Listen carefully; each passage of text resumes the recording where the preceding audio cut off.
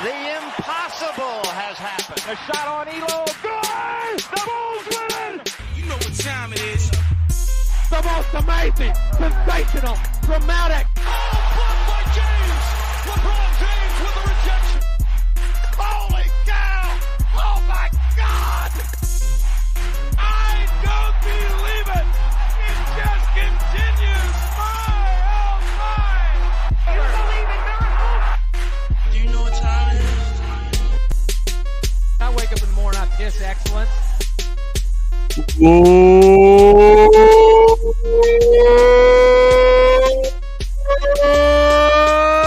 Welcome back into another episode of the Sports Hour. This is Mitch Mo. And this is Dallen. Guys, welcome on into another beautiful day here. Another great evening doing this podcast with you, my friend. It's a wonderful time. You, my friend, listening, and you, my friend, sitting here on this lovely stream with me, Mitch Mo. How are you doing? I'm fantastic. Man. Had a good week off. Did a little lake time. Oh, yeah. We're refreshed. We're ready to talk some sports now, though. We're feeling good. Not too toasty, though, right? Not like the last time I went out on a lake. No. You saw the pictures of that. That was bad. No, this was a much more tame weekend. There we go. Took care of the old skin. You know, us There you go. albinos, we got to take care of it a little bit. So SPF matters, we got to worry about that. You love to see it. Good to get outside, though. You got to get out there, enjoy the beautiful world around us. So love to hear that, man. Love to hear that. We hope that you out there are enjoying your evening, your day, wherever you are, however you're consuming this. We appreciate it. We are live on a Wednesday night on July 26th, recording this live on our YouTube channel and on our Twitter. If you are listening to the podcast and you have yet to check it out, come join us on Wednesday nights. We always go live at 6 p.m. Pacific, 7 p.m. Mountain Time on youtube.com/a sports hour guys or on twitter.com/ or at sports hour guys. You can find us there. You can come look at us, join us. We have some visual aspects sometimes. You can enjoy those as well if you do that. But if you're listening, wherever you're listening, we appreciate it. Jam-packed show today, Mitch, for episode 171. It's our last little summertime episode before we turn the calendar to August, and we've got to go into full grind mode on season previews for college football, for the NFL season, fantasy football, the megasode, all of that. We're going to be jam-packing that into August. So this is kind of our last time to hang out, have some fun. We've got a draft. We've got a bracket that we're doing, and we're going to keep it light and easy and enjoy, finish out July on this fun note here on Wednesday. So I'm very much looking forward to this. Yeah, no, this will be a really fun one. It's like cramming in that last bit of fun you can before school starts. Summer's coming to an end. Seriously. How's it ending already for us, Mitch? What did we do? It flew by, man. It went by too damn quick. Scheduling wise, I mean, look, we're going to have this episode. We're going to take next week off.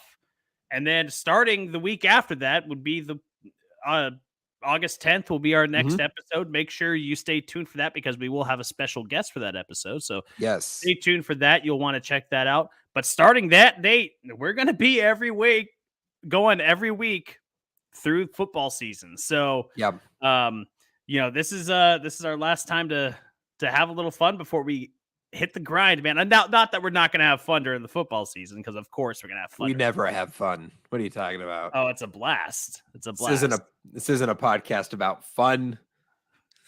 No, you're right. We're all business. Yeah, we're all business over here. No, it is great. No, yeah, we will be going to weekly podcasts, as Mitch said, starting on August 10th, which is actually a Thursday. So, a couple weeks from now, we will be on a Thursday night. But we'll have some fun today. We'll keep it light. We do want to start with some news, though. So let's get that first and foremost out of the way. Yeah, let's get right into the news, and let's start off in the world of the NFL because, Dallen, we had a big sale going on, a sale that we've anticipated coming for a while. It's finally been finalized. In fact, it was unanimously voted by other NFL owners on last Thursday. That approved the sale of the Washington Commanders.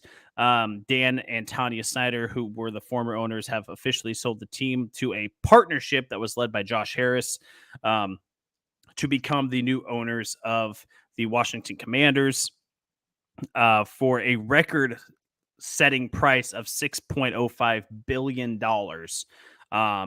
This is a sale that we've anticipated coming for a long time. Of course, there's been all the accusations against Dan Snyder and the Washington organization, how they conduct their business there.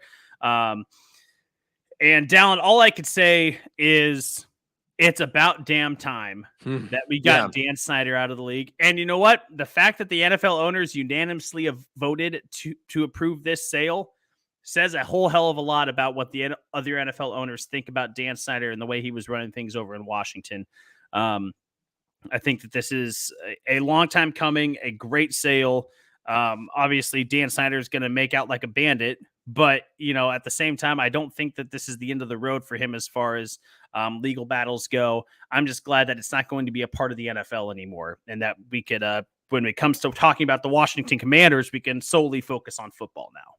Yeah, honestly, it's good riddance for Dan Snyder, and hallelujah for Washington fans who have been stuck with the worst owner in professional sports for multiple decades now. And hopefully this is a new era for this Washington football team. And I don't mean to use their former name, although Josh Harris, the new, owner, did hint at the possibility of them changing the name and going back to Washington football team or finding a new identity as part of this new ownership and this new era, in fact, in Washington. And I do think it is a new era and a much needed era for Washington. This ownership group led by Josh Harris, he is a part owner already of the Philadelphia 76ers in the NBA and the New Jersey Devils in the NHL. He's from Washington, D.C. He said he grew up going to games as a fan. So hopefully that means that this franchise now is an owner that's looking out for the fans first and foremost, and that will lead to further success. So I feel very happy for Washington fans. I hope this is the first step in a great new direction for them. And, Magic Johnson's a part of this ownership group randomly enough, it's odd assortment, but it should be good. And congrats to Washington for this, and good riddance to Dan Snyder. Yeah. And it's funny you mentioned Magic Johnson. I think any team sale we're going to see across sports, I think the only one he doesn't own in is actually the NBA. So I wouldn't be surprised if he's a part of the partnership to buy some NBA team, and he's a part of that. When him and LeBron get when LeBron gets the Vegas franchise, Magic's a part owner on that, Oh, absolutely. 100%. No, but you also mentioned the name change, and quite honestly, I would welcome that. It's chaotic because it's God, we just went through 2 years, almost 3 years of trying to figure out what the name's going to be. And then they're going to change it again after one season. I'm like, bring it on, because Commander sucks as a name. So they need something better than that. They deserve something better than that. They deserve better branding than that, because that's a historic franchise. So I'd be excited if he's hinting at that and really wants to pursue changing the name again. I am 100% supportive of that. Yeah, all exciting to have a new direction in Washington. And again, for that franchise to just moving on from Dan Snyder is a big win, but hopefully this new ownership group led by Josh Harris brings some good positive energy moving forward for them. The other bit of NFL news, though, Mitch, is signing, one that we've been anticipating for a minute, a very talented player that has been checking it out, the free agency waters, testing, seeing where he'd go. But DeAndre Hopkins has signed a deal to join the Tennessee Titans. So 2-year deal worth up to $15 million in the first year. This came down a bit ago, but obviously we didn't get a chance to talk about it here on the podcast. But he met with New England, right? We knew New England was a possibility. Obviously, Baltimore, Kansas City, you could list any contender. They could theoretically be in the mix for him, but money and, that was going to be a big factor for him. Tennessee was a bit of a surprise for me. It makes so much sense for Tennessee because their wide receiver core is anemic. It's awful. So yeah, this is awesome. It's great for Treylon Burks. I mean, now to get some attention off of you, now you don't have to be the only one getting attention in this passing game. You get some relief. I mean, it's great for the team. Surprising, I think, for Hopkins. And I would think, go to a contender. Why not go to KC? Why not go to Baltimore? Baltimore obviously signed OBJ, but I think I like this fit a lot for Tennessee. I was a little bit surprised, though, from the D-Hop perspective. Yeah, I like it for both parties, honestly. I mean, this is exactly what Tennessee needed, and I think it's exactly what D-Hop needed. I think he needed to go to an offense that where he could be showcased as the number one wide receiver, because I think that's where he shines the best. I think if he went to this would never happen, but as an example, if he went to a Las Vegas, I don't think he would transition well into a number two there very well. I think that this is exactly what he needed to go be number one somewhere. And honestly, that's great. This is great for the quarterback room, right? Ryan Tannehill is kind of not, but kind of is fighting for a starting job. Like, there's some heat behind him, right? With Malik Willis and Will Levis, there's some heat behind him. So it's not like he's like 95% got it locked up, but it's not 100%. So to bring in a guy that can be a reliable weapon for you, that you can consistently target and have the confidence in to deliver the ball in tight spots to, that does a world of wonder for a quarterback. So I think this is a great fit for D-Hop, for the Titans, for Ryan Tannehill, and for the Titans organization as a whole. This is exactly what they needed. Yeah, 100%. Great fit for Tennessee. And I mean, D-Hop's still got some work left in him for sure. At least a couple of seasons where he could be a really good talent, and we'll see how that helps Tennessee. And what should be a wide open AFC South. Obviously Jacksonville should be the favorite, but it's not like anyone's got that wrapped up. So why not Tennessee if you're looking at it for their perspective? So love that for them. Yeah, absolutely love that for them. Dallen, out of the world of the NFL, let's get into the world of the NBA, because we had a record-setting deal down that, honestly, when I saw the numbers to this, my eyes about popped out of my head.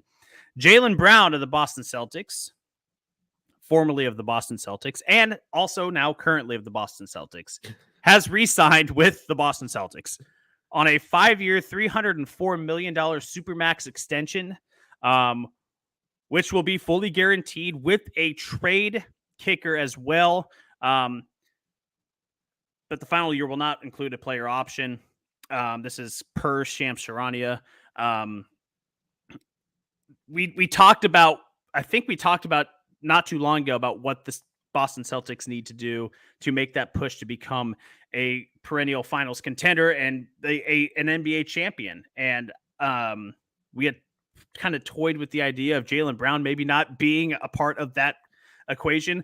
It appears now that Boston really wants him to be a part of that equation. So this is hey, Jaylen went and got the bag, dude. He went and got the bag. This is great for him.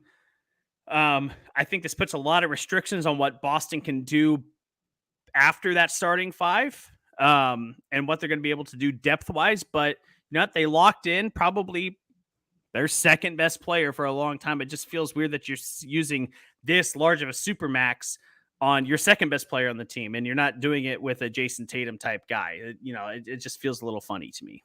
Yeah, it's always interesting. And I think the context is important, because I think a lot of people have the visceral reaction of, well, Jaylen Brown's not even the best player on his team. How is he making the biggest contract in NBA history? He gets this deal, which is, worth up to $303.7 million over 5 years. He gets this deal. He's eligible for this deal. It's based on the rise in salary cap and league revenue. That's how these max contracts are worked. They're a percentage of the salary cap, and they're extrapolated out based on revenue projections for the future. So whoever was going to be eligible for the Supermax next was going to get this contract.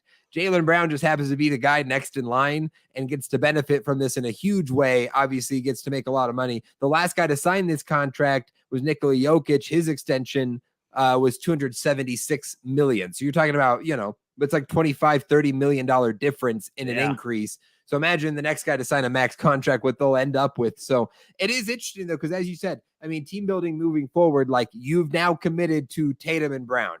So it's got to work. And we've had questions about that duo. Can it work at the highest level? Can it win you a finals? Those two guys as the catalyst for your team. And well, Boston believes they can. And I get it. You know, they've taken them to the finals. You know, they didn't get it done, but they've gotten there with that young duo. So why not believe in them?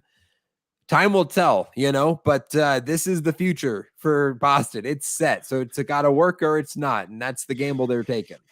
Yeah. And I think probably a good gamble on their part. I think that they have two very talented guys locked up right now for the next few years. So congrats to Jaylen Brown. You got the bag, dude. Absolutely. And the Boston Celtics continue to get to keep their young duo and see if they can make a push for another NBA Finals. Dallen, some college football news. Yeah, this is this is fun news. This actually just came down or has begun this afternoon. Again, we're recording this on July 26th on Wednesday. So you're hearing about this. Your context for this news may be very different than ours at this very moment. Keep that in mind. But reports this afternoon and the evening are that Colorado is considering and or planning on making the move to the Big 12 from the Pac-12 conference. This is per Pete Thamel, who reports for Yahoo and ESPN. He said his sources are saying Colorado is in discussions about a move to the Big 12, and the school has just completed a board meeting and scheduled another one for tomorrow. That would be Thursday, the 27th, to discuss the move. The Big 12 is also holding a president's meeting tonight on the 26th, where there's expected to be an expansion update. Brett McMurphy, a college football insider of Action Network, has gone on to report that his sources are saying it is a done deal, that it's all but, ceremony at this point. Colorado will be making the move to the Big 12, that they will be going in 2024, and they will be getting the full $31.7 million per school in the media deal as the remaining members of the Big 12 schools, which would indicate to us that they saw the Big 12 media deal, which has not been announced. We don't know any news about that or what that number comes in at, but it would mean to us that they saw that number and said the Big 12 can get us more money, and that's better for us in the long run. Or that this media deal is nowhere to be found, and Colorado is saying enough with it. Let's take what we know is guaranteed with the Big 12. So fascinating stuff. Again, by the time you may be listening to this, they might have announced it. It might be more official than it is now, or this might have just all been smoke in a big whoop of nothing. It seems pretty legit. Again, people are reporting this pretty seriously at this point, and a lot of this has been rumor with Colorado to the Big 12. So I think it's safe to say at this point it is fairly substantial and certainly worth being interested in and monitoring if you're following college football. It would obviously shake up a lot of things. So, Mitch, just your reaction to the potential of Colorado in the Big 12 and what it means for that conference and what it means for the future of the Pac-12. Well, I think this is the death of the Pac-12. I think that it seems funny saying that Colorado is going to be the final nail in the coffin, but right. I think that, now they're looking at not enough teams to support a conference by themselves.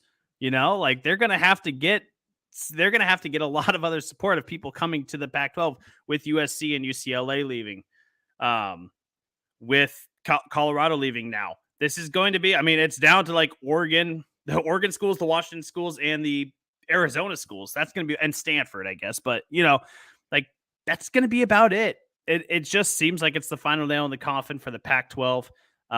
We may be talking about Power 4 conferences instead of Power 5 conferences before too long. I do think, though, that it's a little funny that Colorado thinks they could just move over to the Big 12 and everything's going to be hunky-dory from a purely a competition standpoint, not necessarily the money and, the media rights and all that stuff. From a competition standpoint, bros, you can't even hang in the Pac-12. Yeah, facts. What makes you think you can go hang in the Big 12? Like, that just doesn't, like, from a competition It's not about competition. No, it's not. Yeah. No, it's purely about money. But from a competition standpoint, I'm like, you're burying yourselves if this doesn't work out with Dion. This doesn't work out with Dion, and like I really want it to work out with Dion. I want him to bring that program to relevance and be successful to the highest degree, right?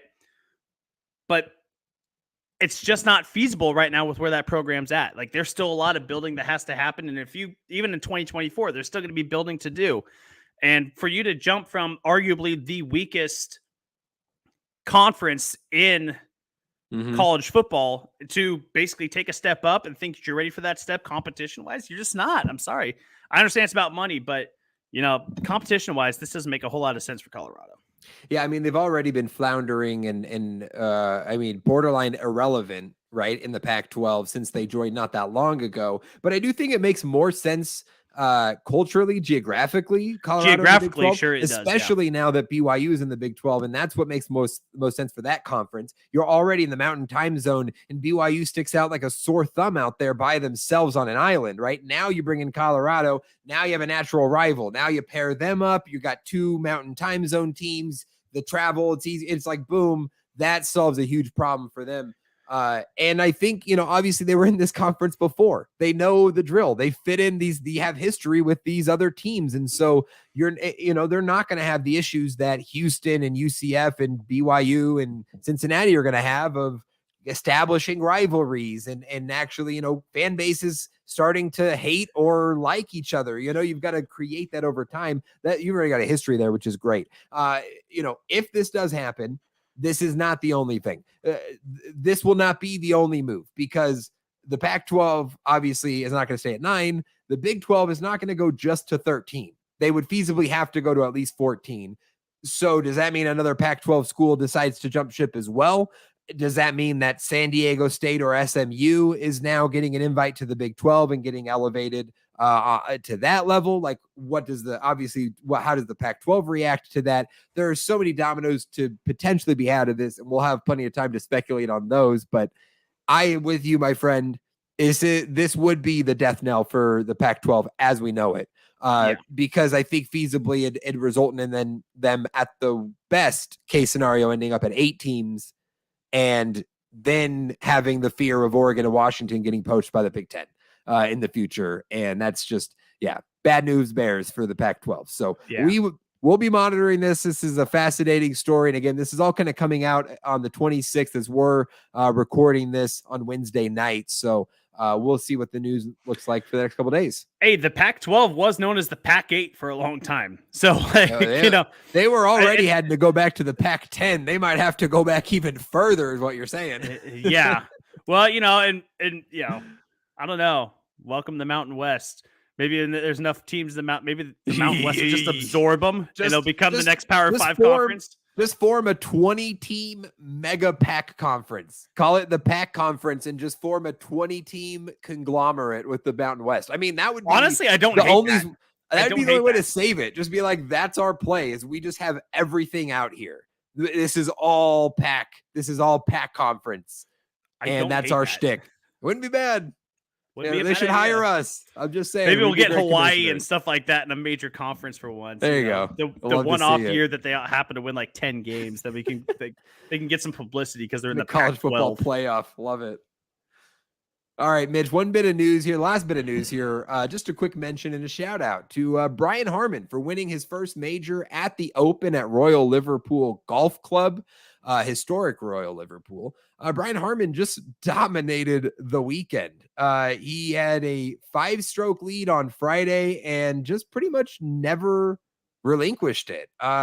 Cruised to this Open championship. And it was extremely impressive to watch. Harmon, a longtime pro who just never really cracked the top and put it all together here last week at the Open with a 6-stroke victory, 13 under, second place with 7 under. So just dominated. You love to see it. Final major of the year at the Open, and Brian Harmon takes it home. You just love to see those stories of the guys that have been on the tour for 10, 12, 14 years. They just haven't quite put it all together, and they finally get that one weekend where everything just goes right. And he played out of his mind. I mean, he played out of his mind. He wins by 6 strokes. Brian Harmon, well done on the first major. I mean, you almost want to start. I almost want to start putting odds on who's the next first time winner. I love that. Like, has Tommy Fleetwood won one? I don't know. I don't He think has so. not. No. He has not. He's Like, a guy that's been really close, you know. Tony Finau's a guy. He was not close here, but he's a guy that's been top 10 a bunch of times that people say, oh, he's got to be one of the next ones. Fleetwood's Louis a great Oosthuizen. Like, just start picking, like, is Louis Oosthuizen one? No, he hasn't. I'm pretty sure he won. Maybe he's won one.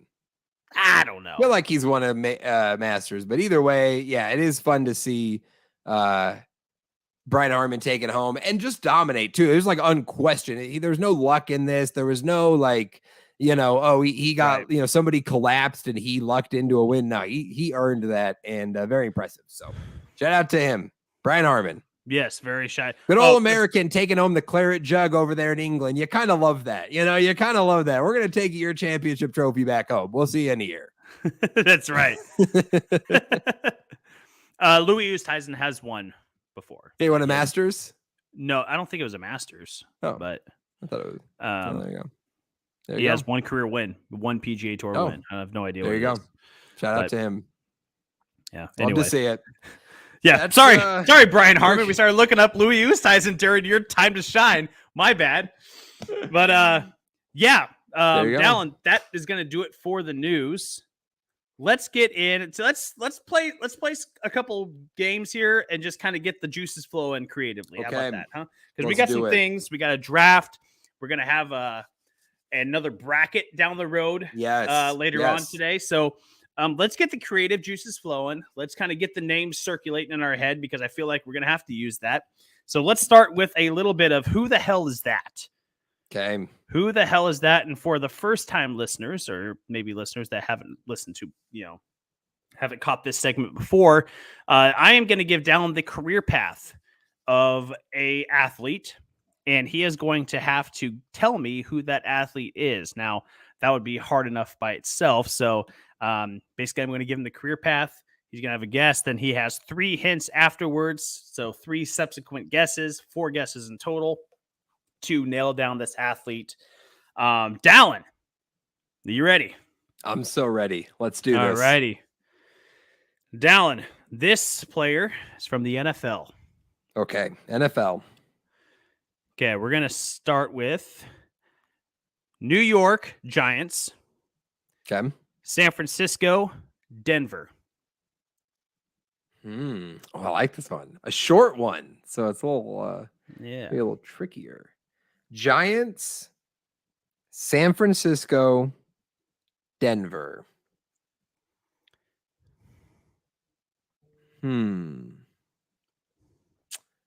Okay. Giants, San Francisco, Denver. I'm going to get a guess out of the way because I don't feel super confident. Yeah, that's a tough career. I'm trying to yeah, but we'll go Ahmad Bradshaw. Ahmad Bradshaw, that is incorrect. So what? I'm just kidding. I'm sorry. Sorry about that. This 3rd round pick in the 1991 NFL draft is also a 3-time Super Bowl champion. Ooh. 3rd round pick in 91, 3-time Super Bowl champ. So I'm going to guess that he won 1 with the 2 with the Niners. How many did they win in that era? So he probably didn't spend that much time with New York. Giants, Niners, Broncos. We're looking for a 90s 3rd round pick. I'm going to go. I don't really feel great about this. I think this era is completely off. We're going to go John Lynch. It is not John Lynch. John Lynch would be later. Yeah, like a decade later. Yeah. Well, not quite a decade, but yeah, later, a little bit later. See, this wide receiver had 3 consecutive 1,000-yard seasons from 1998 to 2000. in which I'll add this in there, in which his lone Pro Bowl season came in 1998. Ooh, so he's a one-time Pro Bowler. 3 straight 1,000-yard seasons from 98 to 2000. So it had to be with, oh man.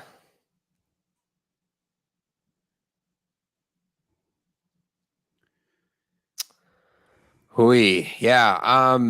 I'm gonna go. I know this is not correct. It's not a wide receiver. I'm gonna go Shannon Sharp. No, it's not Shannon Sharp. But that's not a bad guess either. It's like the right era. It's like that's all I got. It's the right era. I get one more, so I'm hoping the last hint. Okay, I actually want to save this last hint after you guess this third one, because if I give you this one now, it'll give it away. So I don't want to do it. Let's see. This wide receiver played the majority of his career in the AFC, where he won 2 of his 3 Super Bowl rings. Yeah, so it's definitely with Denver. Oh, man. But Denver wide receivers in those Super Bowl years, that's what I am struggling with, to be honest. Mm-hmm. That's what I'm struggling with the most. Remember, we talked about last week making these a little bit tougher. So no, for sure. But I think you could.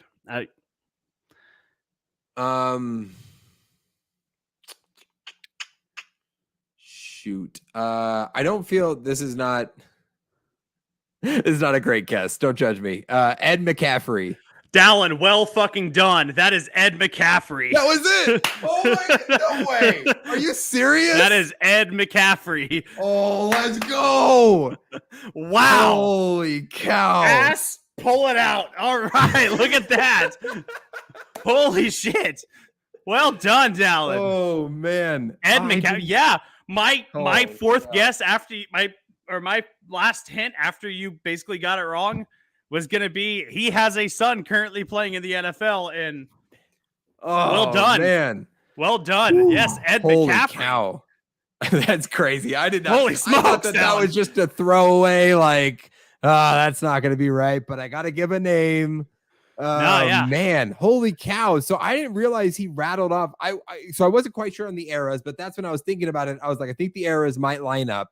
And I didn't realize he was that successful, though, to be honest. Like 3 straight 1,000-yard seasons. Like, yeah, actually, so his Pro Bowl year, he had 64 receptions, just over 1,000 yards and 10 touchdowns.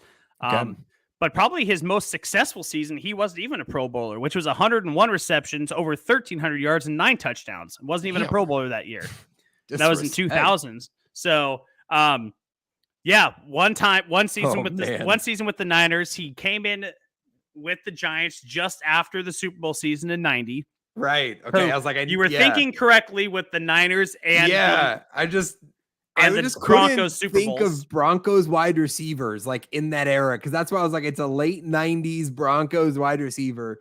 And I think of Terrell Davis, and obviously you got John Elway and you got Sharp, but like I couldn't think of the wide receivers, and McCaffrey was the only one that came to mind. Wow.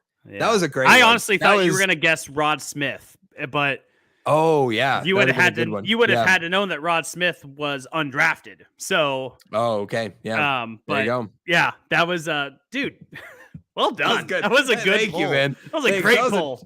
That was a real challenge. I'm not gonna lie. Like 2 guesses in, I was like, "There's no way in hell I'm getting this one right this week." I gotta just save some space and do my best. So. You'll love to see it. All right, Mitch, great job on Who the Hell Is That? And now the challenge is yours on the resume check. We're back with the resume check. Right. We had fun with the Forgotten All-Star, but we are back challenging Mitch this week. This is the resume check for those as a reminder. We're going to give Mitch the resume of a champion in sports. And just sort of what they did, what makes them the champion. And Mitch has to tell us what team we're looking for. So that's how the game works. It'll be a lot of fun. And this week, Mitch, for the first time on here and at a very unique challenge twist, we are looking for a college football national champion. Oh shit. Okay. All right. Okay.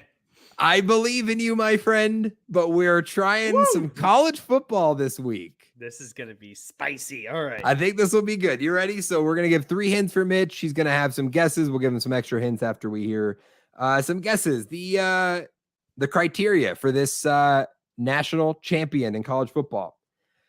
This team had a 12-0 record en route to their national title. Okay. Never fell lower than number 2 in the AP poll that season. Okay. And had signature wins against Colorado and Florida. They were led by a future Pro Bowl running back who amassed over 1,000 yards as a freshman and a quarterback who added over 600 rushing yards.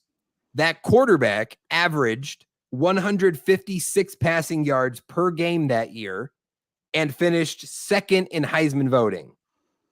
The defense allowed 14.5 points per game, and the team had an average margin of victory of 38.7 points. So that's a lot of information for you, but we're loading it in. It's college football, not our expertise. So we gotta give you some things to work with. So that's the criteria. Let's get a guess, and then we'll hear, and then we'll give you an extra. Some hints. My gosh. Okay, so they had. Who were the signature wins against? Signature wins against Colorado and Florida. Colorado and Florida. So maybe Colorado was competitive in like the early mid 90s. And then Florida.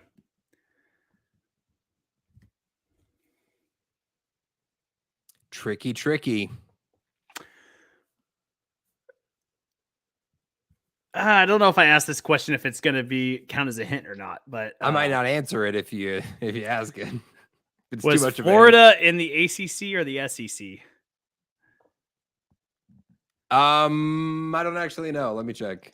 Okay, because that might change what I answer. Yeah, that's a fair point because I don't remember. Also, you don't get to know. Make a guess, and then maybe you'll find out. Okay. All right. Sounds good. Okay, so this is BCS era. I'm going to go with 1998 Florida State. I don't even think they won the national title that year, but 1998 Florida State is the guess. It is incorrect. Good first place to start. A good first place to start. They did not win that year. They were third in the AP poll final season. If Florida State 1998. Oh, damn it. I just checked it just to make sure. But no, that was your next guess. I know who won the national title that year too. Damn it. Now I just okay. You got one out of the way. That's good. Your next hint here is this team defeated an SEC team in the championship game to ensure back-to-back national titles. Okay, say that one more time. This team defeated an SEC team in the championship game to ensure back-to-back national titles. Defeated a team in the SEC championship game to ensure back-to-back titles. Or to earn back-to-back titles, whatever you want to say. Okay, so it's an SEC team. So we're talking about SEC. The hint is they defeated an SEC team in the championship game. Oh, in the national championship game. Okay, sorry. I thought it was an SEC championship game.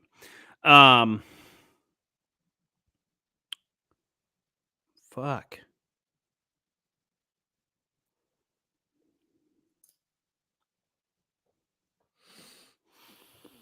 It's a tough one.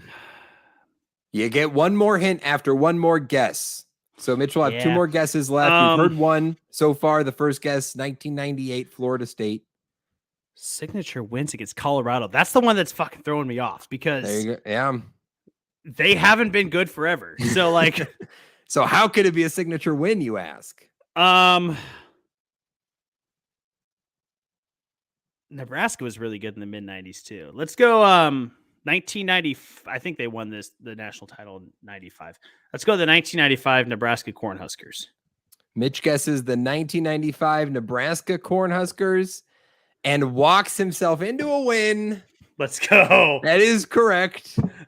The 1995 Nebraska Cornhuskers. Well done on the second guess. Yes. See, that wasn't as hard as you thought it was. That wasn't so bad, well done. I guess. That was well done. I overthink things. No, listen, I'm with you because college football, not our forte. The final hint for you was going to be they won their national championship in our lifetime. That was going to be all right. So that would have been a little, kind of narrow it a bit. But Nebraska 12-0 that season. They defeated Florida in the national title game. Okay. That would have been one of the signature wins. SEC team that earned their signature win. And obviously Colorado was number 10 in the country. They were number 8 in the country when Nebraska beat them on the road. That bumped them up to number 1 ranking. They didn't look back after that. Yeah, again, never fell lower than number 2. Average margin of victory, 38.7 points. The quarterback was Tommy Frazier, who only threw for 156 passing yards a game, but also added a bunch on the ground and ended up finishing second in the Heisman. Can you think of who the running back might be? Nebraska, freshman, 1995. Any guesses? Any idea? I would not have guessed this, but I feel like I'm going to hear the name and know exactly who it is. You are, because we did him recently on the Who the Hell Is That? It's Amon Green. Oh, Amon Green. Yeah, there we go. Amon Green, as a freshman, rushed for over 1,000 yards, would go on to have a great 3-year career there at Nebraska. So there you go. 1995 Nebraska Cornhuskers. Well done, my friend. And so that was that's when they went back to back. I think 94, that was their 95? second one. Yes. Yeah. 94 was their first one. They went 13-0 that year and defeated Miami in the championship game. So That's right. Yep. Okay. Yeah. Cool. That's a good one. Done. I like it. Look at us. That's a challenge knocking too, them man. off. I feel like I kind of lucked into that one. I was just kind of guessing about, honestly, the one, the hit I that guessed maybe Ed guessed the era. McCaffrey. So, I mean, we both guessed our wins, I guess. Oh, yeah. But like the hint that helped the most really was Colorado was relevant because it was a signature win. So I was like, okay, it has to be that mid-90s era. It gives you the era. Yes. I was hoping that would help narrow it if you were paying attention. And sure enough, you were. So well done. Oh, man. Well, good deal. All righty. Dallen, we got a draft. We do. We got a draft. We do. And we talk, we talk a lot about, we have in the past about, sports franchises we miss and that we wish were still here. We wish would come back. So why not draft them? Dallen, why not draft our favorite sports franchises that no longer exist? And we have decided that we're going to do this wide open. Wide open. There is basically no parameters to this. Outside of the lame ones. So like, if, we're not drafting the Oakland Raiders, right? Right. The Oakland Raiders don't exist anymore, but that'd be a lame one because they just simply moved to Las Vegas. So, but there's plenty to pick from in this category, Dallen. You have the first pick this week. I do. So, Dallen, grace us with your first overall pick. I have an idea of maybe who it is. Really? But yeah, because I think that you are a big advocate of that particular team coming back into existence. And so I would like I want to know if it actually is going to be your first pick or not. You're right. I am a big Atlanta Thrashers fan. So that I'm just kidding. No, this is Mitch. There are some drafts where I don't want to have the first pick, because I'm like, I can't decide between guys. How do I pick a favorite? This was a draft that I definitely was super cool with having the first pick because there is one team near and dear to my heart, hopefully soon to come back, soon to reappear, a city that deserves their NBA franchise back. I'm taking the Seattle Supersonics, number 1 overall, favorite sports franchises that no longer exist. The Supersonics are a great brand. They're a great color scheme. They had a great history. They won an NBA Finals. This was a good franchise and a city that deserves the team. Just look at how they've treated the Kraken And that just goes to show how Seattle will embrace the Supersonics when they come back, because it is a win, not an if at this point. Hopefully sooner rather than later, but no brainer here for the Supersonics. I mean, yeah, if you didn't take him, I was gonna. So yeah. That's a great pick. I love it. I mean, they're just iconic team.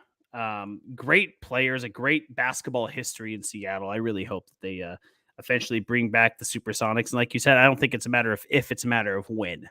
Yeah, when the NBA eventually expands, that will be certainly one of the franchises that's going to be discussed coming back. But Dallen, for my first pick, I'm going to kind of stay in the same vein of teams that never should have gone in the first place. They should still be here today, and it's a shame that they aren't. I'm going with the Montreal Expos. I love it. You know, there's no reason why the Montreal Expos should have left. Why they left for Washington. Again, like Seattle, just an iconic franchise that unfortunately got the short end of the stick. And I think right now, in the same vein as the Supersonics, it's not a matter of if, it's a matter of when. I think when MLB finally expands to 32 teams like they should, and the discussions have been kind of ramping up as the years have gone along, I'm confident that Montreal will get the Expos back. And we'll be talking about Expos baseball maybe here in the next 5 years. Who knows? I hope.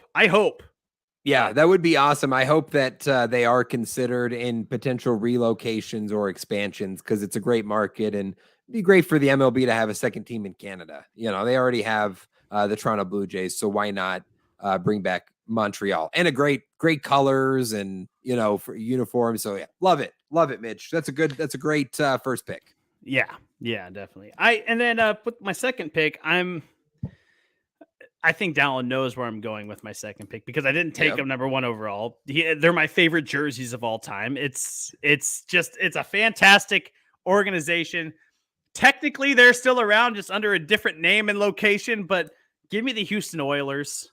Look, one of my favorite football players of all time was a Houston Oiler, and Earl Campbell. I have to pick the Houston Oilers here. I think that's just a great franchise with a great history.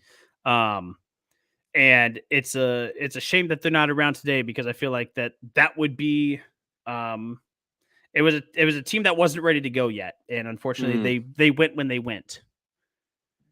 Yeah, that's totally fair. I thought that was going to be your 101.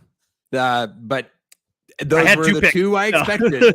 Those were the two I expected. And the top three is gone just as I thought. I figured these were going to be the three in some orientation, or one orientation or another. So absolutely. Yeah. All right. That brings me back up. I got my second and third pick. Started off with the Supersonics.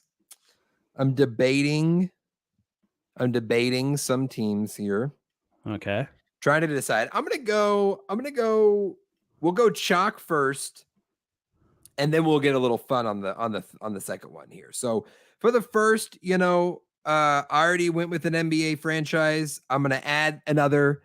This team has some of the best branding that an NBA team has ever had, and it far surpasses what the current iteration of this team has going for it, and that's the Vancouver Grizzlies.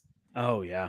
I'm going with the Vancouver Grizzlies here with my second pick, who existed from their expansion in the NBA in 1995 to when they were taken away to go to Memphis. And that's where they are now, which just it's not the same. It is not the same. The one, obviously, Vancouver Grizzlies makes so much more sense than Grizzly Bears in Memphis, Tennessee. The new color scheme, the light powder blue or the blue and white, just does not slap the same way as that incredible turquoise and bronze and the red and black of the Vancouver Grizzlies. The logo of is incredible. I mean, it was just so unique and iconic, and also a great city for potential expansion back to. I know they couldn't keep an NBA franchise for more than a decade, but feels like maybe a place I could have a second shot. So I love the Vancouver Grizzlies. They always hold a place near and dear to my heart as an NBA fan in the 90s. So, I think it took me a long time for me to stop calling them the Vancouver Grizzlies because when I was coming into my sports fandom as a young kid, we were doing it at the same time. They had always been the Vancouver Grizzlies. And so when they moved to Memphis, it was definitely a change. And I think I still called them Vancouver until I was in high school. It was a hard change to make, but yeah, no, that's a great pick. It definitely makes more sense for them, for that franchise at Vancouver. There's nothing intimidating about a powder blue Grizzly, right? Yeah, but you have exactly. That turquoise and bronze and dark colors, and that's intimidating about a Grizzly. I love that pick. Love that pick. Yeah. Grizzlies again. I mean, they've been the Memphis Grizzlies for over 20 years now. They only were in Vancouver for like 6 years, right? But it still feels like they belong in Vancouver. So second pick there, Vancouver Grizzlies. My third pick though, Mitch, I'm going into the NHL. We're having some fun now because this franchise has a great name and a city that deserves a franchise. Why not good old Connecticut? Why not the Hartford Whalers? Yeah. We're going with the Hartford Whalers because the Whalers in the Northeast in Hartford for hockey. I mean, come on. That's like branding genius. That's incredible. And then so this is the team that is now the Carolina Hurricanes. They moved to Carolina for the 97-98 season, but from 1979-1980 season as an expansion team all the way into the end of 1997, they were the Hartford Whalers, and it's a great brand. It's a spot that has I know it's redundant with the Bruins and the Islanders and the Rangers. There's a lot of teams in the Northeast, so I understand like why you would want to move them from the NHL perspective, but it's a much better brand. And I just like, that's a great Hartford Whalers. Like that needs to come back. So I'm all in. That's a great one, man. I threw around a couple different of hockey names and none of them stuck quite like the Hartford Whalers. An iconic logo too. If you've ever seen the logo, I'm going to actually pull it up here on the stream for those that are not familiar. It's a great logo. This is it's super unique looking, and the colors again. I mean, I'm a big the colors have to look good kind of guy, but I mean, this is here we go. Yeah, that's I mean, that's great. Top notch. Look at that. You got the W for the Whalers and then obviously I mean, that's just great. And then you got the H in the middle. Oh yeah. I mean, so you logo, got the H and then the W. Logo genius. Then the whale fin. Yeah. I mean, this is gorgeous branding. I mean, just incredible. Well done. Yeah. And Hartford. Number 3. Great pick. Man, now here I am. Now here you are. Now here I am.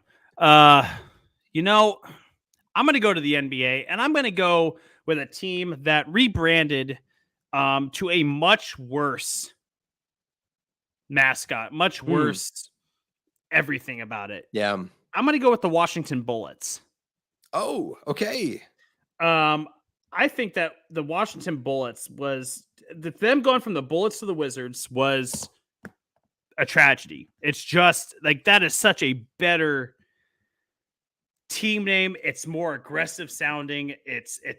No one fears a wizard. No one fears a wizard. You hear wizard and you think for yourself, Harry Potter. Mitch. I am terrified of wizards. Yeah, wizards, you think of Harry witches, Potter. I mean, come gremlins, ghouls. I'm afraid of them all. You think of Harry Potter. Come on. That's like no one's casting spells on you.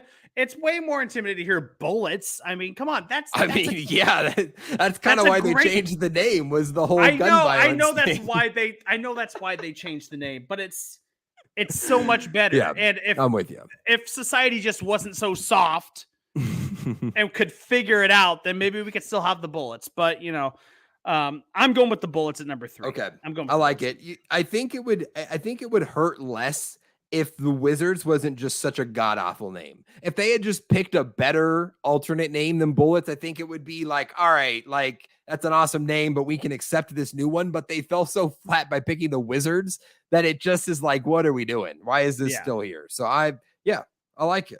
I like it. Three NBA teams on here. I'm surprised by that. Well, there's been some good ones. Definitely.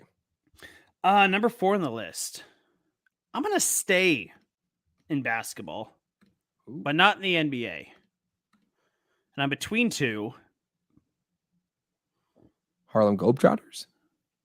No, they still exist. They're still around. Maybe had an alternate name. I don't know. I don't know. I'm between two. You know what? I'm going to give the ladies a shout out. I'm going with the Sacramento Monarchs. Oh, okay. Look, even when the Kings weren't that good, the Monarchs were still decent. And you could, I mean, really what I am a full believer that if this team would still be around if the Maloof brothers weren't in charge of both franchises. If they had not sold out the way that they did, they almost sank the Kings. They completely sank the Monarchs, and they had no buyers for it. The Sacramento Monarchs would still be around. Champions in 2005, WNBA champions in 2005, I believe. So Sacramento does have a basketball championship to hang up in the rafters. It's just not the Kings. It's the Sacramento Monarchs. And what a great name. I mean, it's a great name. It's in conjunction with the Kings. It's love the tying in of the same city and theming the names around each other. I love the white, black, and purple paints, the white, black, and purple color scheme that they have. It was a great franchise, and shame that they're not around anymore. Yeah, that's a good. I like that. I like shout out to the WNBA. Where I like that. I like that a lot. Yeah, Monarchs. Yeah. Monarchs were solid. They were. I remember they were right up there good. as like with like the LA. It was like funny because it was the same thing in the NBA. It was like Kings Lakers, and then it was like Sparks Monarchs were like the best teams for that era. That's kind of funny how that worked out like that, Oh yeah, definitely. Absolutely. All righty. I'm back up. Is that right? You are back up. Yeah. Hey, I am back up, Mitch. I've got 2 picks left in our draft of our favorite sports franchises that no longer exist. There are so many I want to pick. I'm going to leave a lot out that I want to include here. So I got to go with 2. I'm picking one that I believe was a huge missed opportunity when this team rebranded just a few years ago. The team history existed and they passed it by. So for number 4, I'm going to go with the Cleveland Spiders. Oh, yeah. Cleveland Spiders existed in professional baseball from 1887 to 1889. This is not the same team that has become the Cleveland Guardians that we know today. This was a now defunct franchise from the late 1800s. But the Spiders name started out as the Blues, by the way. The Cleveland Blues for 2 seasons and the Spiders in the NL. But the Spiders name is so good. When the Cleveland Indians franchise announced they would be changing that name and coming up with a new one, I was all on board with Spiders. I was so hopeful that they would go with that because of the history and just how unique and cool. There's no Spiders in professional sports in America. We have no names around that at all. So it'd be very unique. They chose Guardians. Guardians is mid at best. So Spiders. I love that name. Always stands out to me. So I'll pick that number 4. I like that pick. A little nod to history, and I like that. I mean, all of this is a nod to history, but I love the nod to deep history. So I appreciate that out of you, Dallen. That's a great pick. Oh, yeah. I think that's a great pick. Oh, yeah. You're going to like this last one then, Mitch. Oh, boy. I don't know. You may not even – I don't even know how familiar you are with this.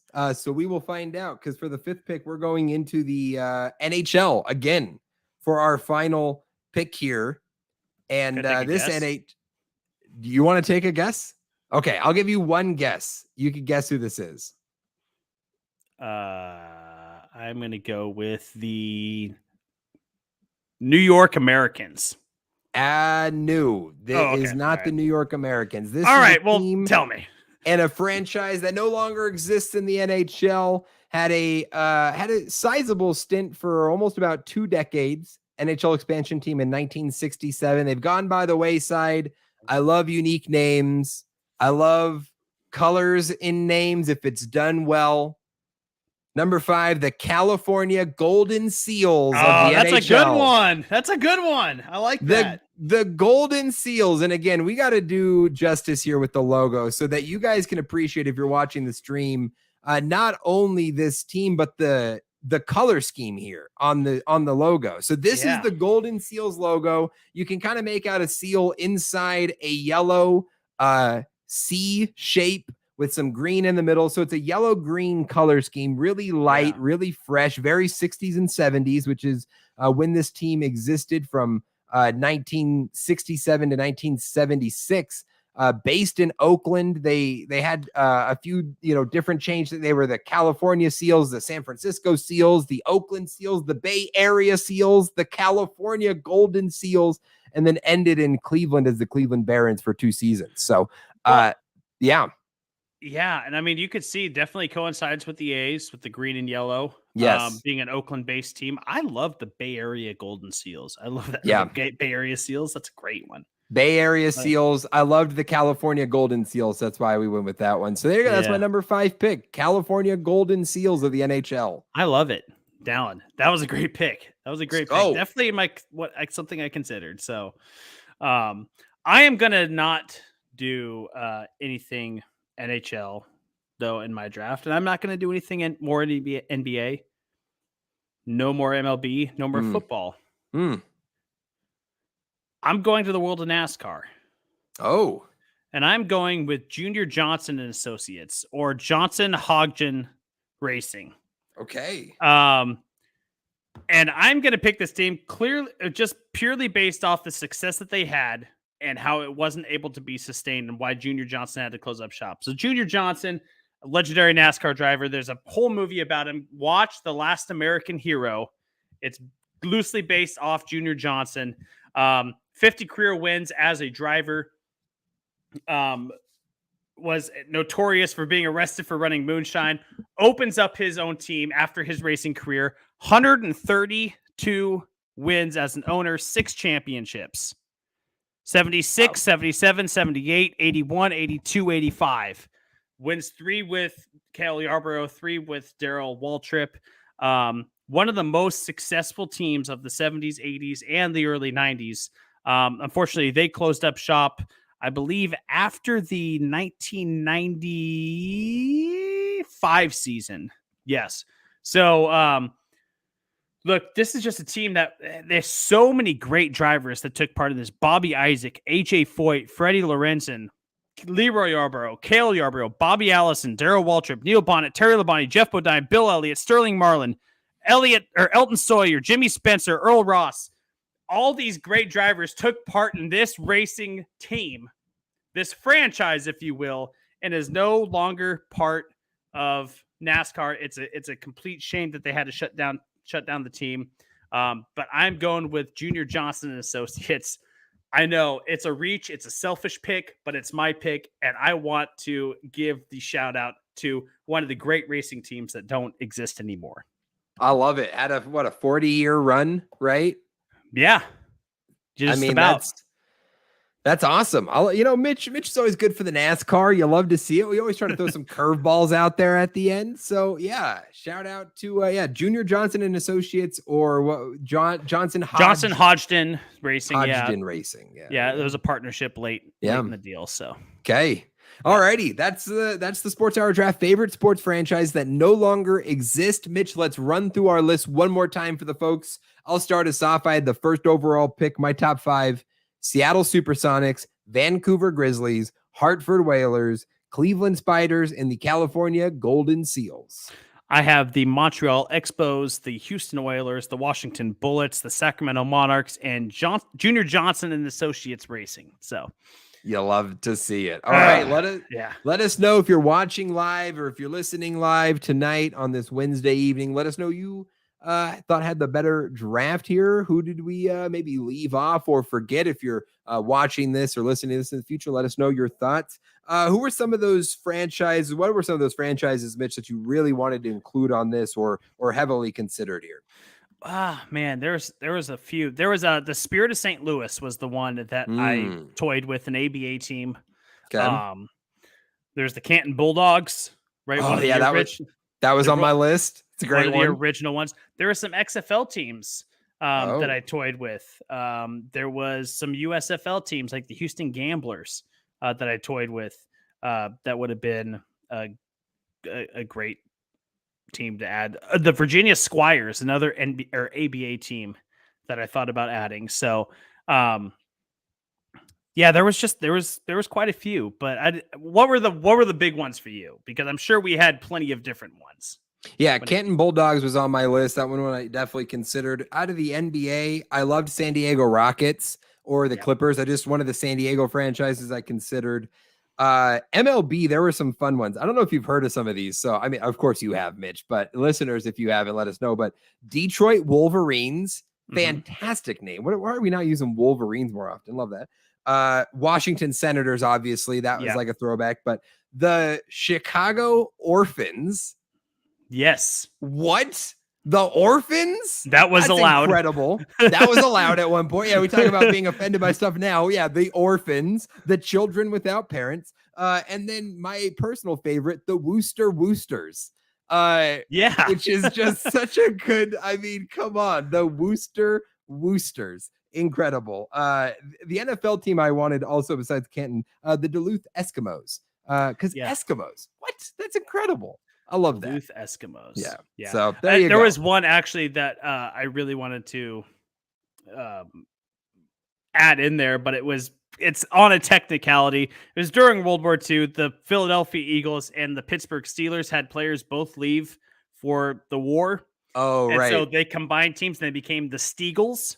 Yes, the Steagles. Which I kind of thought was kind of a fun one, but maybe that wouldn't necessarily fly for this draft, but kind of would be a fun mention. So I do like that's awesome. That's great. Yeah, this was a lot of fun. Honestly, I was telling Mitch before we started recording that, you know, like a funniest or best sports franchise names of all time might be a draft we have to do, because there were some great names that I came across looking on this, you know, for past franchises and whatnot. So I feel like we may have to bust this a similar segment out here in the future. Absolutely. We'll definitely have to. So yeah, great draft. Great draft, man. Love it. Great draft. And Dallen, let's go ahead and just take a quick break here, right? We're at an hour 9. It's time for a break. And when we come back from this break, we got a brand new one for you. And I think it'll be a fun one. And we hope that you play along with us. We got a top 5 coming your way, and we got a sports hour bracket to round up the show. You're not going to want to miss it. So stick around.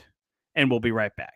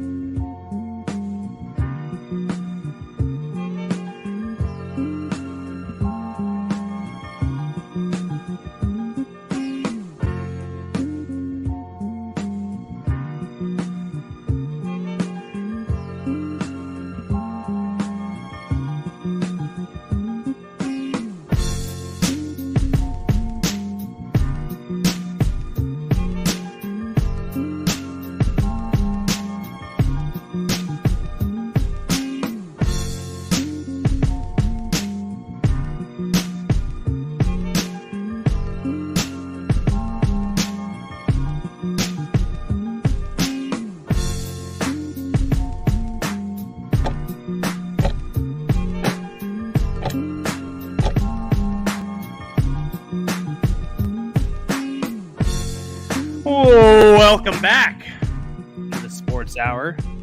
Some smooth jazz there on the break, courtesy of DOPE. Great work there, Dallen. Dallen, we got a brand new segment that we're going to reveal today. It's called an Immaculate Grid, and I think it's something that's been becoming more popular across maybe multiple different sports podcasts I've seen. And we figured we'd give it a shot and see if we can tag team an Immaculate Grid and figure out if we can get it together. So, Dallen, maybe let's go into explaining for the listeners that are listening to this in podcast form, not watching, what an Immaculate Grid is. Yeah, exactly. So you can actually find this yourself if you want to try it out and see how you do. It's immaculategrid.com. They have different versions for baseball, football, and basketball. But essentially, you have 9 squares of information you have to fill in, and going parallel or going up and down on this 9 grid chart are different teams and usually one stat at the very end. And the idea is you have to place a player in the grid that correlates with the 2 teams that cross there. For example, in the one we're doing today, and if you're watching this, you can see this on the screen. If you're not listening along, good invite now to join the YouTube, because you can see this. That first grid at the top left is Minnesota Vikings, Cleveland Browns. So we'd have to fill that out with a player who played for both the Minnesota Vikings and Cleveland Browns. The more rare the player, the better it is, the better you do. But we have to get it perfect. You have 9 shots to get it right 9 times. So we figured with Mitch and I together, our collective brain power, we'll cruise through this. So what do you think, my friend? Shall we just jump right in? I think so, and I think we'll be okay. I think we'll be okay. I'm hoping to rely on you. I'm not gonna lie. So let's. Where do you want to start here? Where do you feel most confident to start with? Let's start with the 3,000-yard passers. I think we can knock out those pretty quick. Okay, so easy. Bottom right, Buffalo Bills 3,000-yard passer, Josh Allen. Okay. Do we want to go any more rare than that? We feel confident. Jim Kelly definitely threw for 1,000, right? Let's go Jim Kelly, or 3,000. I mean. So we'll go Jim Kelly. I feel great about that. We'll go a little bit different. I feel like a lot of people go Josh Allen off the rip. 3,000-yard passing season for the Las Vegas Raiders. Okay, so is this counting Oakland as well? It does. Yes, it includes all of the franchise history. So it's not just as their time in Vegas. So I'm kind of feeling like Rich Gannon would be maybe a good one. I was thinking Rich Gannon or Kenny Stabler. Yeah, one of those. Rich Gannon would be a lower percentage, I think. I feel like that one might be a little more off the radar. So we'll try Rich Gannon. 22% on that one. Okay. That's not bad. That's pretty good. Cleveland Browns, 3,000-yard passer. Derek Anderson. That's a good one. Derek Anderson definitely had the Pro Bowl season with 3,000 yards. I think that's going to be pretty rare. 10%. Okay. On Derek Anderson, 3,000 passing yard season. I love that. Okay, Mitch. So I think here we got to choose. So the ones at the top that we've got to find 3 fits for, the 2 teams at the top are the Minnesota Vikings and the Atlanta Falcons. I feel like we got to choose one of these teams and then just try to go down the list. Okay. What do you feel most confident with? Let's start with Bills and Vikings, because I think there's an easy one. Bills and Vikings. Okay. Stephon Diggs would be the easy one. But I love it. Let's honestly, okay. Vikings and Bills. I'm just trying to think off the top of my head if there's anybody else that comes to mind before we just mail that in. No, I'm thinking of Tio. I'm crossing Tio and Randy Moss now. Sorry. I was crossing those two. I think Stephon Diggs. Let's go Stephon Diggs, because the thing is we have to get perfect. That's a 79%er, but we can't miss. So if we don't feel confident, we got to just put it in. Okay, Minnesota and the Las Vegas Raiders. Ooh. This is a tough Who one. is a player that played for both the Vikings and the Raiders? This is a tough one. This is a tricky one. You know who's kind of a journeyman? I don't know if he played. Will Compton. Okay. Linebacker. I don't know if he played for Minnesota. I know he played for the Raiders. You know he played for Vegas. Yeah, I'm not sure about I'm not sure he played for the Minnesota, though. Okay. Let's sit on that a little bit. Let's jump up. Let's look at Browns and Vikings. Minnesota Vikings, Cleveland Browns.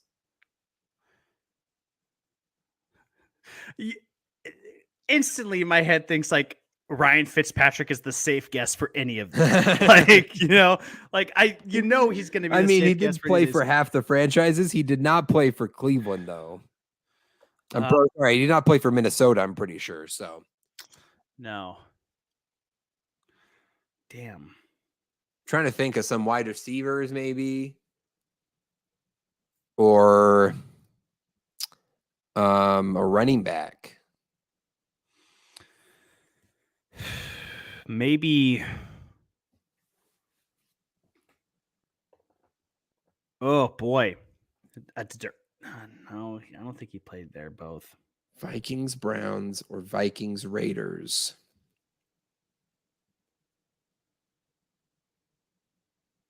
Moss did not play for the Raiders, right? Moss did play for the Raiders. Well, we could do Moss. Yeah, Randy Moss. Yeah, absolutely.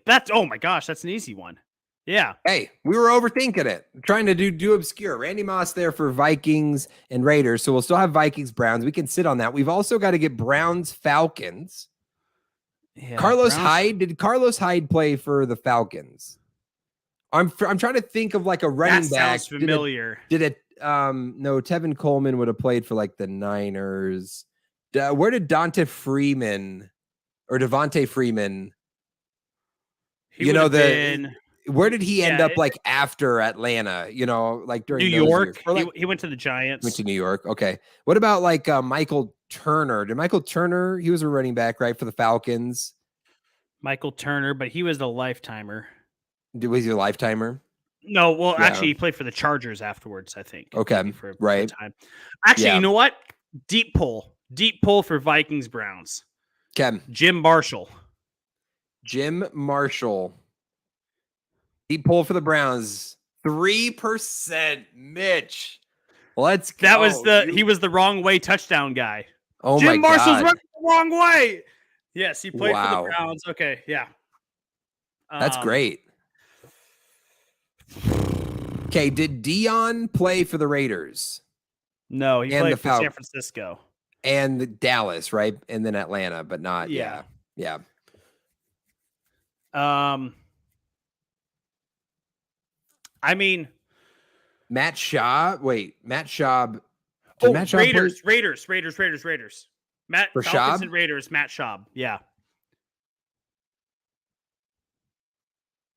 Let's go. 4%. Oh my goodness. Wow, we're killing it now, Mitch. Okay, we've got 2 left on the grid, guys. We're 7 out of 9. We've got the Atlanta Falcons and the Cleveland Browns. We need a player for that, and then we need a player for the Falcons and the Buffalo Bills. Fuck, dude. Falcons, Bills. Oh my God. I'm trying to think of some like Falcons defensive ends that might have left for Buffalo. Yeah. Oh, what about Hayden Hurst? Did Hayden Hurst played for the Falcons? And did he play for the Browns? I know he started in Baltimore and then went to Atlanta. For some reason, no, I think he went to Cincinnati. I'm thinking Cincinnati, not Cleveland. Yep. I'm definitely thinking Cincinnati, not Cleveland. Okay. Yep. We're close. 2 more. We're so close. Falcons, Browns, Falcons, Bills. Falcons, Bills is the one that I know is going to scream to me. Yeah, I feel like there's going to be like an obvious one there. Matt Milano? Where did he play before Buffalo? That's the question. That's what I'm thinking. I think it might be Atlanta. Or he was a lifetime Bill. Yeah, I don't feel super confident in him in Atlanta. Yeah. Tremaine Edmonds is a lifetime Bill. Yeah. Right? Well, he just moved teams, but I don't know where he moved. But that might not count because they have to have played for the team. So it can't be a guy that just signed. Right. They had to have played a snap, which is going to make that tricky. Falcons, Browns, Falcons, Bills. Michael Turner didn't have like a weird thing at the end of his career, did he? That's what I don't remember. That's what I don't remember. Let's maybe try to think back. How about this, Mitch, as this exercise? Let's think back to the Super Bowl team for the Falcons just a few years ago. And let's just think about that roster and then try to think where those guys may have gone afterwards. And let's see if we can piece one of them into Buffalo or Cleveland. Okay. Roddy White. Roddy White was not on that team, but Roddy White is a good name. But I don't know where he ended up after Atlanta. And I don't think it was Buffalo or Cleveland. It's not Calvin Ridley. No, not Calvin Ridley. It wouldn't be Freeman. Mack? Alec Mack? Alec Mack? Did he play for Cleveland? Is that what you're thinking? I'm thinking he played for Cleveland. I feel like a Mack played for Cleveland. Alex Mack? Let me look at Alex Mack. Do we want to go for it? Do we feel confident? Maybe. Yeah, maybe. I don't know. Let's do it. Oh my gosh. Oh, let's go. Nailed it. 17%. We've got one left. We're killing it on this low key. Okay. One left in the Immaculate Grid. Falcons, Bills. We need Falcons, Bills. Falcons and the Bills. There wasn't like a weird Braylon Edwards here, was there? I don't think so. He would have been a good one for Browns, though. Oh, no, he went to the Jets. He went to the Jets, not the Bills. Yeah.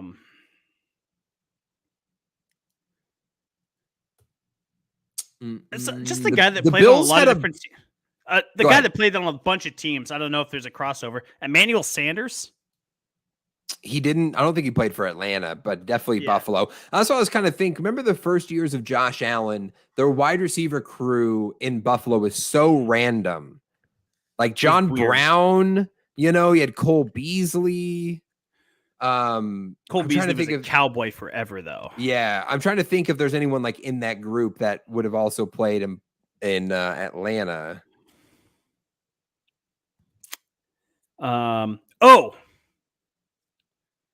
I could be confusing Andres here.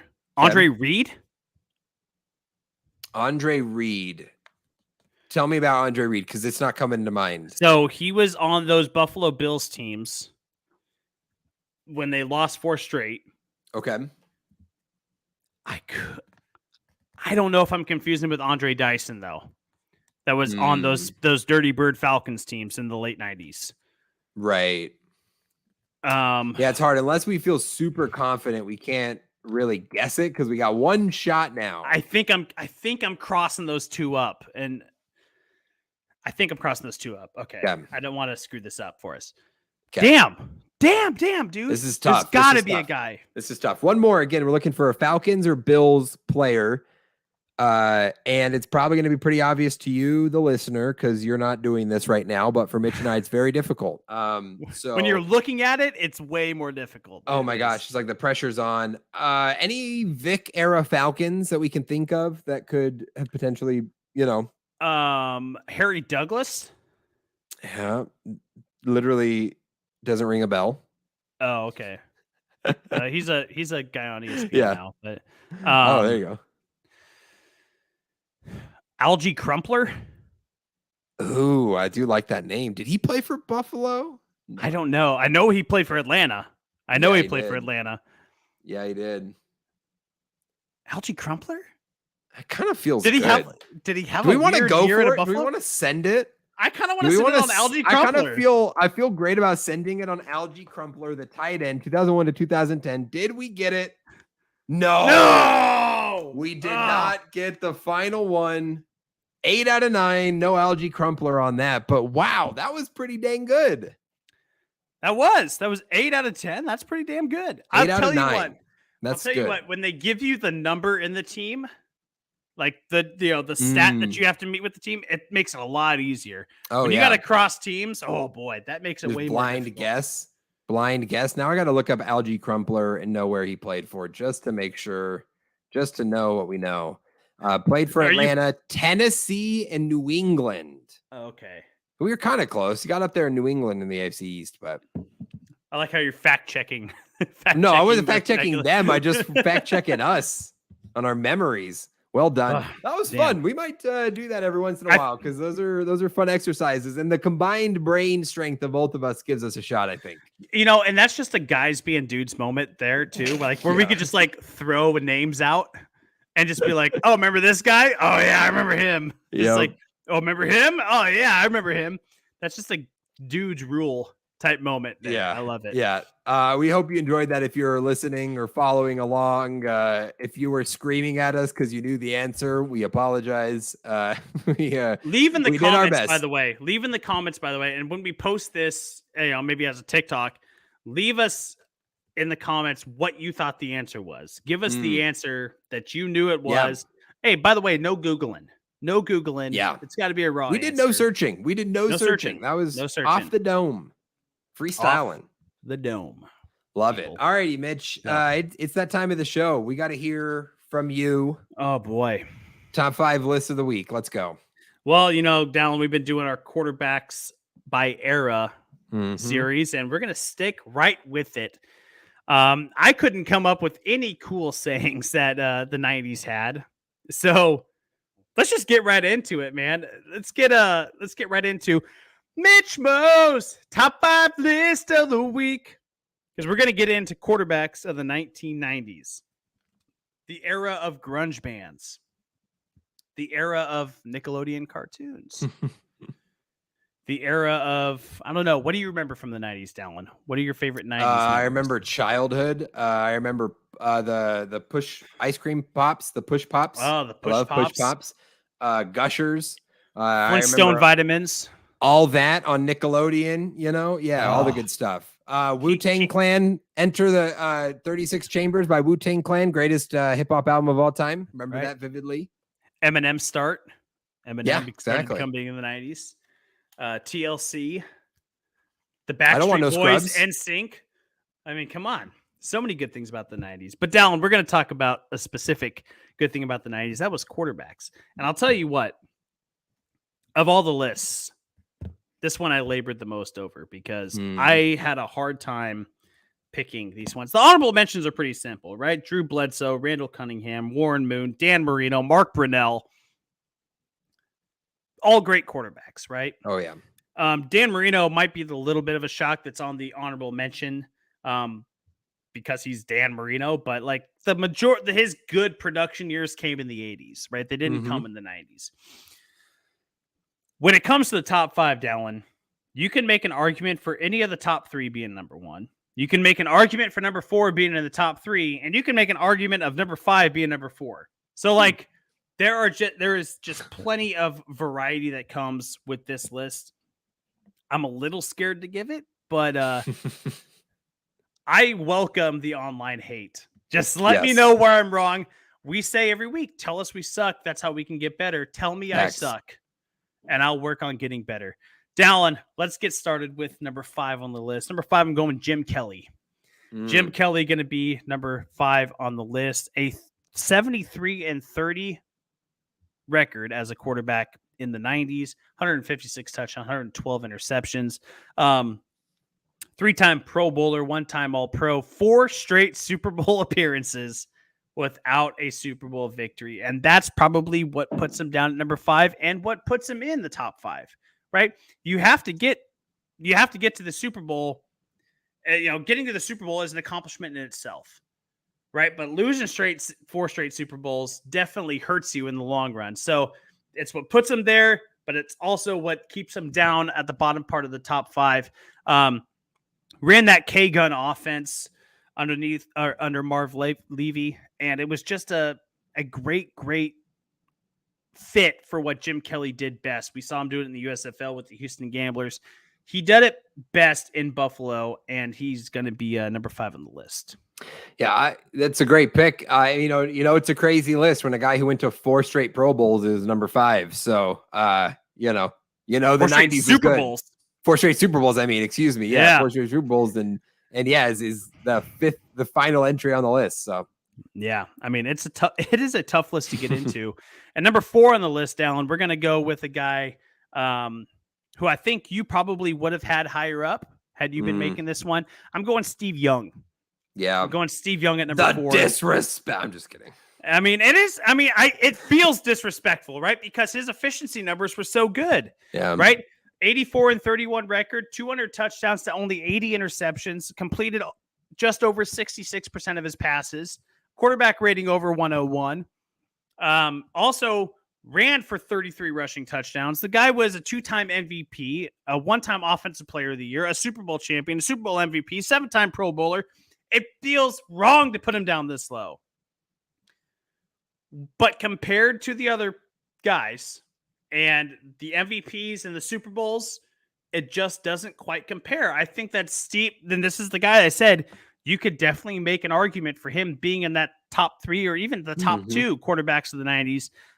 But Steve Young on this list is going to fall number 4 on the list. Fair enough. You know, it is Mitch Mo's top 5 list of the week, so we cannot complain. We just have to accept it. I'm curious to know where you would put him after you know the other 3, which I think you have an idea of what the other 3 are going to be. But number 3 on the list, I'm going Troy Aikman, a 3-time Super Bowl champion, 1-time Super Bowl MVP, a 6-time Pro Bowler, 90-53 record, 149 touchdowns, 109 interceptions, completed just over 62% of his passes. Look, the guy's got the winning credentials. He was carried by a great rushing attack and great defenses. And so I not carried, that makes it sound bad, but you know, the numbers and the gaudy numbers that other guys on this list have put up just aren't there for Troy Aikman because they had a completely different attack on offense. But probably one of the best game managers in NFL history was Troy Aikman. He did a fantastic job at staying efficient and controlling the game when the game needed to be controlled. Troy Aikman going to be number 3 on the list for quarterbacks in the 90s. Yeah, fair enough. He was a winner. That'll get you up there. That'll certainly get you up there. Right. Number 2 on the list, going with Brett Favre. Brett Favre, number 2 on the list. 82-43 record as a quarterback, 235 touchdowns to 141 touchdowns, completed over 141 interceptions, excuse me. Completed over 61% of his passes, over almost 31,000 yards passing in the 90s. A 3-time MVP, 3 in a row from 95 through 97. A 1-time Offensive Player of the Year, won a Super Bowl in 96, a 5-time Pro Bowler, 3-time All-Pro. The guy's got the MVPs. The guy's got the accolades. I know he doesn't have the Super Bowls that Aikman has, but darn it, he was also more box office than Aikman was. Everyone wanted to watch Brett Favre play. If you get the choice between watching Troy Aikman play and Brett Favre play, you're picking Brett Favre 10 out of 10 times. 100 out of 100 times. You're picking Brett Favre because he was so dynamic. He was a gunslinger, right? He was so dynamic and different from, with what he did. You're picking Brett Favre to watch every day of the week. That's why he's number 2 on the list. Yeah, I love it. Hey, 3 straight MVPs and you can't get number 1 on the list, though. It's got to be a pretty good name up top. I got to give the nod. To John Elway, right? And I mentioned it last week with the 80s where, you know what, he was great in the 80s, but his success came in the 90s. It came at the end of his career, a back-to-back Super Bowl champion in 97 and 98. 84-49 record as a quarterback, 180 touchdowns, 112 interceptions. The guy also was a very underrated rusher. Almost over 1,700 rushing yards and 22 rushing touchdowns in the 90s. 2-time Super Bowl champion, 1-time Super Bowl MVP, 6-time Pro Bowler, a Walter Payton Man of the Year. I think the guy just completely encompassed what a 90s quarterback was supposed to look like. The other guys were kind of anomalies and they looked a little bit different. John Elway kind of was the prototype for the 90s quarterback and did it in winning fashion. So I give him the top spot here for quarterbacks of the 90s. Fair enough. Hey, there's a lot of good names up there, as you guys just heard, because Mitch rattled off 5 incredible names in the top 5 quarterbacks of the 90s. Let's hear them one more time in order for the folks. So number 5 on the list, Jim Kelly. Number 4, Steve Young. Number 3, Troy Aikman. Number 2, Brett Favre. And number 1, John Elway. It's a great list, my friend. It's a great list. I will say, you asked how I'd feel about Steve Young at the end of the list. I definitely would have put him above Aikman. I probably would have felt really good with him at 3. And I would have even maybe put Favre at 1. I think I love that you gave it to Elway. And, Favre is going to have more of the numbers. He has the 3 MVPs and all that. But I totally understand where you're saying Elway meant more to the decade maybe than Favre did. And I think that's a fair argument to make. And you certainly made a good case for that. So I love the list. It's a great list as always. It's never wrong because it's Mitch Mo's and he does it right. I'm sure I've had some. I'm sure I've had some wrong ones. I'm sure, and I've heard about it on the TikTok, by the way, too. How wrong I am. No, Young over Aikman was one of the considerations I had, and then Favre over Elway. So you absolutely nailed the things that were eating at me while I was trying to make this list. So you're 100% correct. I think you did great. I think you did great. That's a tough one. It's is it going to get any easier in the 2000s for you next time we come around, though? Because I know you were not looking forward to the 90s. The 90s is certainly one of those decades. The 2000s will have some names, but maybe it's a little more like cut and dry. Do you think? It's a little bit more clear cut, I think. It's a little bit more clear cut. Well, maybe. I don't know. We shall see. There are some Super Bowl winners that probably aren't going to make the list because we've had some weird Super Bowl winning quarterbacks in the 2000s. So facts. Dilfer, Gannon. I mean, come on. Brad Johnson. Oh, yeah, that's right. Not Gannon, Brad Johnson. You're right. Yeah, Gannon got his ass kicked in the Super Bowl. What happened? That he did. Oh, man. Yeah, that'll be. We'll look forward to that. The top 5, Mitch Mo's top 5 list of the week. The best, as always. Best 90s quarterbacks of all time. The definitive list on it here on the Sports Hour podcast. Mitch, let's wrap up the show here with our Sports Hour bracket this week. We've done a couple brackets. We started off during March Madness with the greatest college mascot team names of all time. And then not that long ago, we did another bracket to determine the greatest defensive player of all time, which we landed on Lawrence Taylor. Felt great about that. No complaints there. Who was our greatest mascot? Who was the best mascot? The Hawaii Rainbow Warriors. That's right. It was the Rainbow Warriors. Yeah. And by the way, in hindsight on both of those decisions, feel great. I feel excellent about those. 100%. Nailed that. And I have no doubt we'll nail today's bracket, Mitch. And today on the podcast, we are doing a 16-person bracket to determine the greatest college quarterback of all time. That's what we're doing today on the Sports Hour podcast. If you're watching this on YouTube or Twitter, you get to see the bracket up here in your face. If you're listening, you'll just have to follow along. But Mitch and I have we've chosen 16 players in college football history. We've seeded them, and now we will go through to figure out who is the greatest college quarterback of all time. And I want to start this off by saying, I don't think there's a definitive answer out there for this. When you look up at greatest NFL player, defensive player of all time, Lawrence Taylor comes up 95% of the time, right? But, and you can, I'd love to hear your thoughts on this, but the searching that I did on just other lists that existed, just to kind of cross-check, see where other people, there was no consensus among the lists that I found of any one particular player at the top.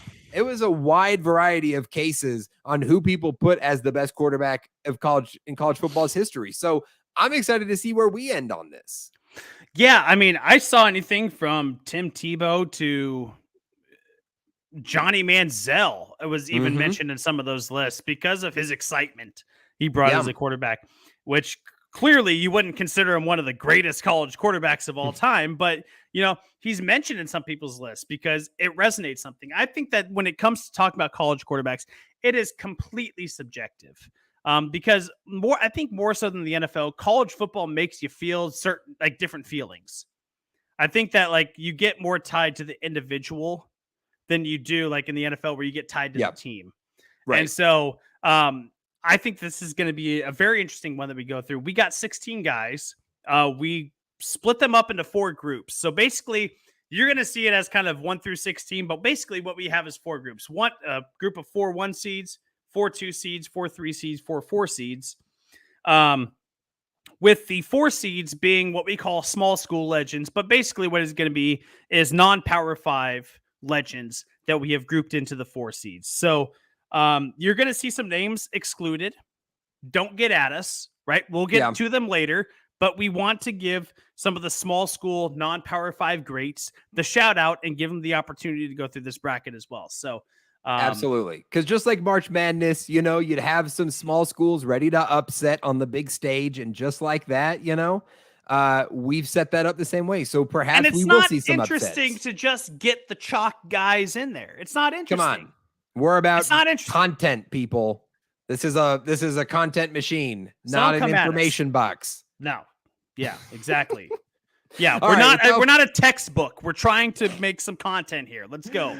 Okay, without further ado, Mitch, let's jump into this and let's start at the top with the number 1 seed, Tim Tebow, versus the number 4 seed, Kellen Moore, in this side of the bracket. Tim Tebow, obviously at the top, his storied career at Florida. Kellen Moore, on the other hand, Boise State legend, led them through their most successful period in their school's history. Has gone on to be a great NFL coach in his own right. Neither guys had great NFL careers, but had obviously fantastic college careers in a similar time, by late 2000s, early 2010s, right around there, which is kind of funny that they match up here at the top. So I'll let you say whatever you want about Kellen Moore before we pick Tim Tebow here. Yeah, I mean, I think it's objectively Tim Tebow is the answer here. But I love that Kellen Moore is on this bracket because, he has one of the, sorry about the squeaky voice there. He has objectively one of the great college football moments of all time with the statue, or it's not the Statue of Liberty play, but has one of the greatest college football runs of all time where, Boise State was in the top 5 in the country for a 2-year stretch. Mm-hmm. I mean, they were national championship contenders as a team out of the Mountain West. I mean, they had a really, really good run, and he had really, really solid play. The fact that he almost by himself was able to elevate that program to that level certainly puts him in the conversation. But Tim Tebow, I mean, his college run that he put together was just unmatched, almost won 2 Heismans. And yeah, he's just not going to beat Tebow in this one. Yeah, we'll talk about Tebow more. Kellen Moore, though, I mean, from 2009 to 2011, Mitch, all 3 seasons, he finished top 8 in Heisman voting as a quarterback from Boise State. I mean, if that doesn't tell you what kind of impact he had on the sport, getting recognition like that at that level, big time. But Tim Tebow will advance here in the first part of this bracket. Mitch, up next, this is the 3-4 matchup in this side of the bracket. We have, the 2-3 matchup in this side of the bracket. We have 2 seed Roger Staubach versus the 3 seed Baker Mayfield. Interesting matchup here. Yeah, I mean, another interesting one, and that Baker had the long-term success, right? Baker had the long-term success at Oklahoma. But Roger Staubach was a game changer, man. He was a part of those that era where the military academy schools were like top tier programs in the nation. And Roger Staubach was the best quarterback to come out of those military programs, coming out of Navy. Didn't actually partake in his first 4 seasons that he was eligible for the NFL because he was serving, right? He was serving his country. He's a damn American, people. Salute Roger Staubach. That's why I'm giving Roger Staubach the edge. You know what? I don't think that I am partial to Baker Mayfield. I don't think that there's, Baker had the, objectively a better, statistical career at Oklahoma. Mm-hmm. But, Roger Staubach, he was a trendsetter. He was originator of the scrambling quarterback, especially at the college football level. And so I give the nod to Staubach. Listen, Baker, great career, 7th all time in passing yards in college football history. Won a Heisman at Oklahoma. Couldn't reach the national title game and have that success on that end, but great individual career for Baker Mayfield. But I will go with you on Roger Staubach here.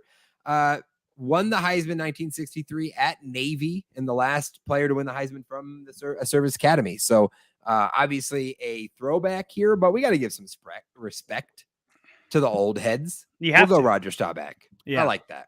I feel great about that. Mitch, up next. Great matchup here. Matt Leinart, who will be the 2 seed here in this portion of the bracket, against the 3 seed Andre Ware. This is a kind of a tough matchup. What are your thoughts initially here? This is a really tough one because I really like Andre Ware. His Heisman season at Houston in 1989 was so dominant that it actually willed him to be I believe the third overall pick in the NFL draft in 1989. Seventh overall in 1990 to the Lions. Yeah, seventh overall in 1990 to the Lions. He was, 40 touchdown passes in his final season, almost, over 4,500 yards at Houston in his senior season. Matt Leinart, though, man, just sustained success. Yeah.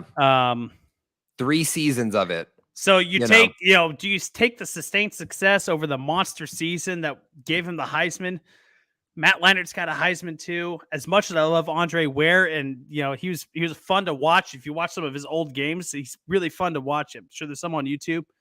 I got to give it to Leinart. Yeah, I'm good with Leinart on here as well. Again, Andre Ware, that final season in which he wins the Heisman in 1989, 46 passing touchdowns and almost 4,700 passing yards that season. I mean, my goodness, what a year he put up. But yeah, Leinart, I mean, had so much talent around him at USC, obviously, but got it done. 3 straight years, was just uber consistent, put up big numbers, won at a high level. So yeah, I like Leinart there in that matchup. Mitch, up next here, then the 1-4 matchup in this side of the bracket, the number 1 seed Trevor Lawrence versus the number 4 seed Ty Detmer. This is our small school legend here, the only one of this 4 seeds who actually won a Heisman. In fact, the year after Andre Ware, 1989 Heisman, how about the 1990 Heisman, went to Ty Detmer out of BYU. And Detmer, when he left BYU, left college football with the all-time record in passing yards and more than that, 15,000 career passing yards for Ty Detmer. He'd later get passed by Timmy Chang, but held that record for over a decade. And nobody was close to him in that regard. He was by far and away the record holder there in that Heisman season as well, obviously, at BYU. Ty Detmer was a great college quarterback. I'm glad we got to include him in here, and I appreciate you letting me put him in here because he's not going to beat Trevor Lawrence at all. But good to give Ty Detmer some love here. Yeah, I really want to pick Ty Detmer, but I can't. He's matched up against Trevor Lawrence. I mean, I can't pick Ty Detmer. He could have upset somebody else. I feel like he had the potential, but Trevor T-Law is a tough one. Yeah, he could have upset an Andre Ware. He could have upset maybe a Roger Staubach, but I don't think he doesn't upset Trevor Lawrence in any world ever. Right. Like, there's no universe where that happens. So yeah, Trevor Lawrence definitely. For context, 1990 season for Brigham Young University, Ty Detmer threw for 5,188 yards, 41 touchdowns, and 28 interceptions. That was an offense you could throw picks in because you were throwing the shit out of the ball. So go ahead, throw some picks. That's okay. We'll get some touchdowns out there. So yeah, absolutely. Love that. All righty, Mitch. Next up here, the 1-4 matchup this side of the bracket, we've got Danny Werfel versus the 4 seed Case Keenum. Case Keenum, by the way, the all-time passing yards leader in college football history by over 2,000 yards. 19,000 total career passing yards for Case Keenum in his long career at Houston. But Danny Werfel's an incredible career with Florida, excuse me. Did him wrong there. Yeah, Florida State. Get it right, buddy. Yeah. No, it was Florida, not Florida State. Or Florida. Sorry. That's what I'm saying. I'm doing them dirty, but yeah, Danny Werfel, All-American, 1996 Heisman winner, national champion. What are you thinking here? Is there a chance for an upset in this 4-1 matchup we got? No. Danny Werfel was just so damn good. I mean, Case Keenum, he's got the records, he's got the numbers, but he played in Houston, right? Mm-hmm. They just air the shit out of the ball, right? We talked about another quarterback, Andre Ware played in Houston as well. We talked about, I considered a few different other Houston quarterbacks when we were mentioning, who maybe we should put on this list. Houston just, they throw the hell out of the ball, and that's why these quarterbacks have these big numbers, right? We could look at Texas Tech. who was the kid that played at Texas Tech that had the big numbers? Graham Harrell. Yeah. We could look at those numbers and think, man, damn, this guy has just got big numbers. But look at the offense that they played in. Danny Werfel did the big numbers by playing in an offense where they were also running the football as well. I mean, he threw for over 35 touchdowns twice in his collegiate career. 95 and 96, he was fantastic. Over 3,200 yards in 95, over 3,600 yards in 96. That was also while having the running game as being a part of that. So I'm going to give it to Danny Werfel in this one. Yeah, we can go Danny Werfel here. Case Keenum obviously has got the all-time records, and that means something. He just had a lot of volume, and that definitely helps. I mean, just keep this stat in mind. He did complete 70% of his passes this season in 2009, but he also threw the ball 700 times. Yeah. 700 times that season for 5,600 yards. Yeah, you'll hit those numbers if you throw it that many times. Volume means something. Exactly. So, right. Yeah. So you got to take that into consideration here. And in that case, yeah, Werfel, that sounds good with me. The 2-3 matchup here, Mitch, this is going to be an interesting one. Joe Burrow, the 2 seed, Doug Flutie, the 3 seed. Burrow had the all-time one season in LSU, but had the greatest season we've ever seen from a college quarterback in that singular great season that he had. Obviously played in 2018, but not to, much success. So really it's that 2019 season we look at Burrow. Meanwhile, Doug Flutie, long, solid career at Boston College, Heisman winner in 1984, and an iconic moment to boot. It's kind of a tough one, kind of a tricky one here. Where do you sit on this? I think it comes down to, because Doug Flutie's numbers weren't stand out. Like 1984 was great, right? He had 27 touchdowns, 11 interceptions, almost 3,500 yards passing. It's a great season from Doug Flutie. Joe Burrow has the all-time college football season as a quarterback, right? Yeah. Doug Flutie has the all-time moment as a quarterback. Yeah. So where, how much weight does the moment actually take in this argument? It's the question.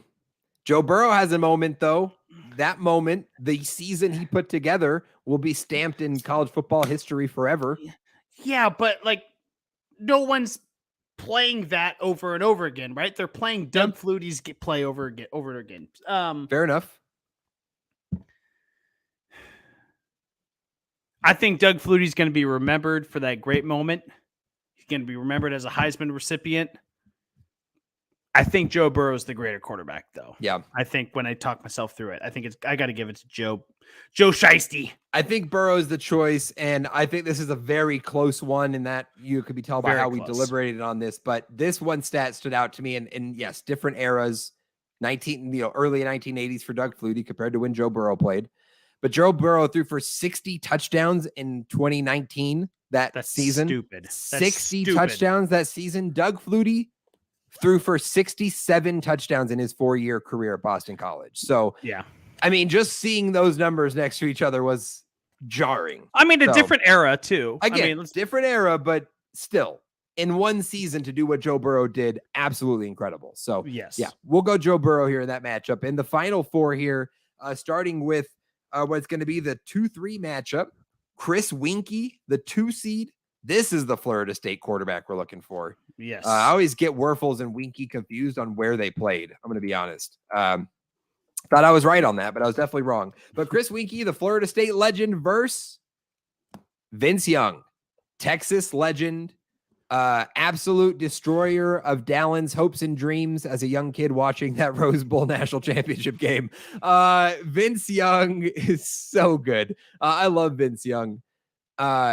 And I'm glad we got to involve him on this because, yeah, he won a national championship. He doesn't have a Heisman. In fact, he's the only player on here besides the players on the 4 seeds, the small school guys, that doesn't have a Heisman. Everybody else in these higher seeds has a Heisman other than Vince Young, but he has one of the greatest wins of all time against USC in that Rose Bowl, an iconic moment, iconic performances, more deserving of a, I don't know, Heisman. Could have won it. I mean, he's competing against Bush and Leinart and all that.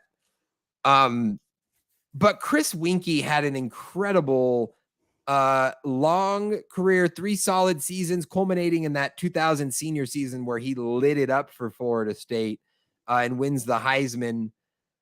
I'm kind of leaning Winky here. Maybe it's my USC fandom as a kid coming out saying I can't pick Vince Young. I don't know how you feel on this, but I'm kind of leaning Chris Winky.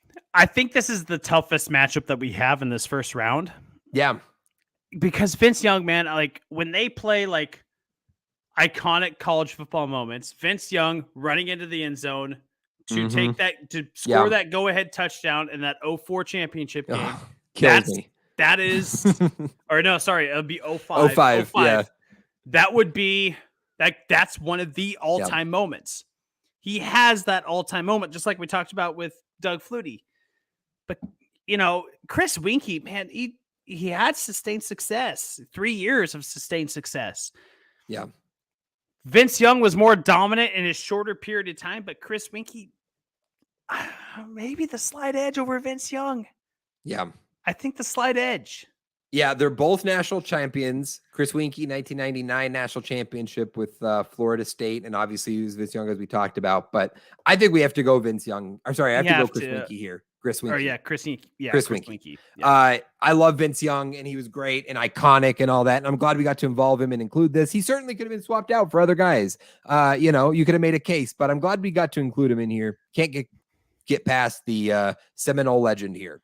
And the final matchup, Mitch, the 1-4 matchup here, Cam Newton, the Auburn Tiger, versus Steve McNair of Alcorn State. And I'm so glad Steve McNair gets to be included into this exercise.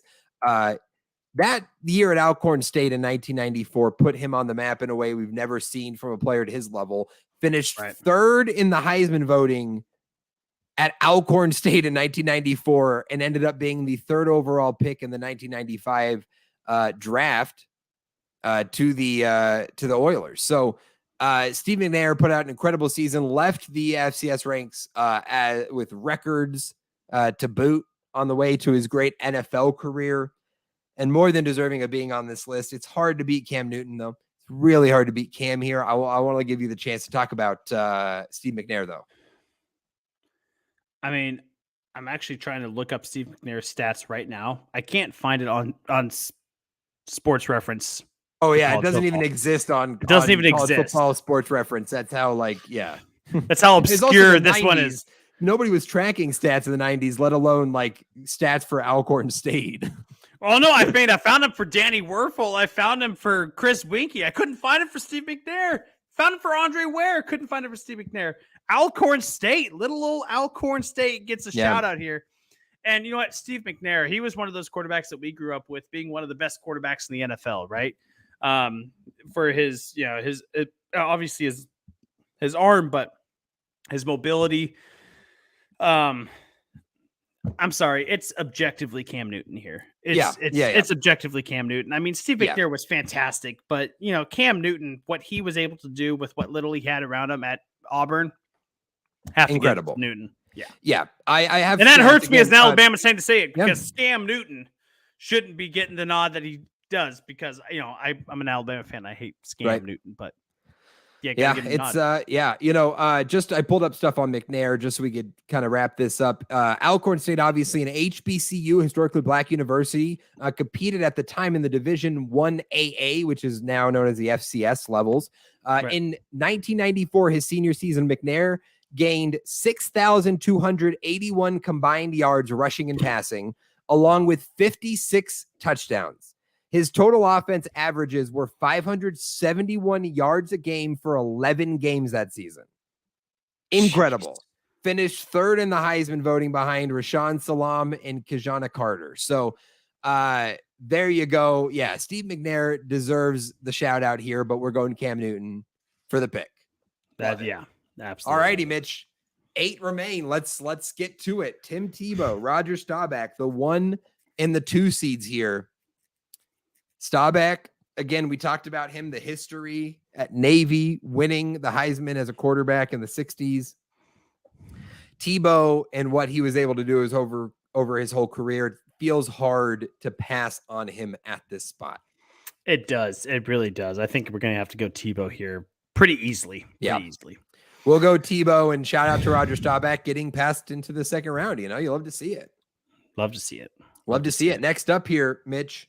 This is another 1-2 matchup here. Number 1 seed Trevor Lawrence, number 2 seed Matt Leinart. Now, there was a time when we were doing this exercise, and my original thoughts that Leinart was a 1 seed. He's got a great resume, and certainly he's got a case here, but so does Trevor Lawrence. So we talked a lot about Leinart. We didn't talk about a lot about Lawrence when he came up before. What do you think of this matchup? Sorry, I'm laughing at what my girlfriend sent me on my text. Sorry, it's Trevor Lawrence to me. It's Trevor Lawrence to me, I think. Matt Leinart had the sustained success, and there's just I don't know if Matt Leinart didn't have the success as a freshman that Trevor Lawrence did. Yeah. And there was some sustained success. Lawrence also didn't have what Matt Leinart had around him at USC. He had those are some all-time teams at USC. Reggie Bush. Yeah. I think he had one of the was it Mike Williams or Steve Smith? He had LenDale White. That dynamic duo running back. Yeah. The dominant defense led by Lofa Tatupu. I mean, just there was so much around Matt Leinart to help him get those accolades. I think Trevor Lawrence did more with less. I got to give it to Lawrence. Yeah, that freshman season by Trevor Lawrence was one of the greatest seasons we've ever seen in college football history. And he went on to have a fantastic career and be the number 1 overall pick. So it got better after that. So yeah, I love T-Law there. Next up, Mitch, 1 versus 2 again. Danny Werfel, the 1 seed, Joe Burrow, the 2 seed. Mitch, this is where I stand and I proclaim that I think we need the upset here. I love Danny Werfel. He had a fantastic career at Florida. I know that now because we checked it up and I got confused. He had a fantastic career at the University of Florida, but he was carried by some great teams and a lot of talent around him. As we've talked about some of these other guys, we've never seen an individual season like we saw in 2019 from Mr. Joe Burrow, Joe Shiesty, the Tiger King, Joe Exotic. I feel like it has to be Burrow. I don't know. I don't know, Dallen. I don't know. It's the hard conversation of the long, successful career versus the short, if we were talking, I think for me, season, And I think if we were talking about the greatest single season performances of all time, absolutely Joe Burrow. No doubt. On. Danny Werfel had like 3 consecutive good seasons for the Gators. Joe Burrow had 1. He was a transfer student when he came over to LSU. I have to disagree. I have to go with Danny Werfel. And I don't know what the tiebreaker is. Do you have a coin? I think it's okay. I think we can go with Werfel. Okay. I think we can go with Werfel because at the end of the day, yeah, this is a guy that had a lot of. I love Burrow. It's just you just wish he would have had a second. If 2018 was like really good, and then he put up the 60, you'd feel a little better. But the 1 year, it's hard to be considered one of the greatest college quarterbacks of all time when you only did it once, not repeated. I mean, that's why I think left Andre Ware out at the same time. I think at this stage, I think it's fair to use that against him, and we'll go Danny Werfel here. That's fine. Yeah. That's fine. All right, Mitch. Final matchup here in the second round. Cam Newton, the 1 seed, Chris Winkie, the 2 seed. We talked about Winkie at Florida State. Great career, lots of winning. Cam is, similar to Burrow. Had 1 incredible season, right? But that 1 season was one of the best seasons we've ever seen. As a runner, as a passer, 1,400 rushing yards and 20 touchdowns. Like 2,800 passing yards and 30 touchdowns through the air. Does the same argument against Joe Burrow in favor of Danny Werfel feel right here for Winkie over Newton? Because technically that's the argument we made. But I don't feel the same way. I feel like this should be Cam. I do feel like this should be Cam, and I'll tell you why. Joe Burrow had a lot at his disposal. Justin Cam Jefferson. Newton, and you mentioned this statistic Jamar before. Chase. You mentioned this statistic before the show started. Cam Newton didn't have anyone around him that even sniffed the NFL. Yeah. And he did what he did. Yeah. Joe Burrow had elite NFL talent around him at LSU, and then did what he did. So as much as I like Chris Winkie, and I think that he's just one of the great all-time college quarterbacks, I have to give this to Cam Newton almost in a landslide. I agree. Listen, both Panthers legends. Don't get me wrong. Keep pounding. We love Chris Winkie out here, but we will go with Cam on that one. He was not expansion draft, but he was their first quarterback out of college they drafted, right? Yeah, I think so. I think so. They did select him. I think it was the first one they selected themselves. So yeah, he's got a special place. Panthers. All right, 4 left, Mitch, and kind of no surprise here. It's all of the 1 seeds. I thought we might get an upset through this point, but sure enough, the four 1 seeds are left, and it starts with this matchup here of Tim Tebow and Trevor Lawrence. Holy smokes! I mean, where do we start here? How do we even do this? We can both admit we don't want it to be Tim Tebow. No, but is it Tim Tebow over Trevor Lawrence? When you look at greatness? Yeah. I mean, when you look at accolades, when you look at success at the college football level, Tim Tebow has more of that than Trevor Lawrence. He has more greatness than him. And it's hard. But he sucks at baseball. Listen, I'm just kidding. Yeah, he does suck at baseball. We all know that. But I think this is the determining factor for me, Mitch. I made an error. I made an oopsie. I incorrectly stated and placed on here that Trevor Lawrence won a Heisman. He did not win the Heisman in his college career. He was 7th in 2019. He was 2nd in 2020. Trevor Lawrence did not win a Heisman. Who did you lose that to? So, are we having a Mandela effect? I feel like he won a Heisman. Kyler Murray won it in 2018. Joe Burrow won it in 2019. Devontae Smith won it in 2020. Oh my God, that was the what? Yeah, Devontae Smith won it in 2020.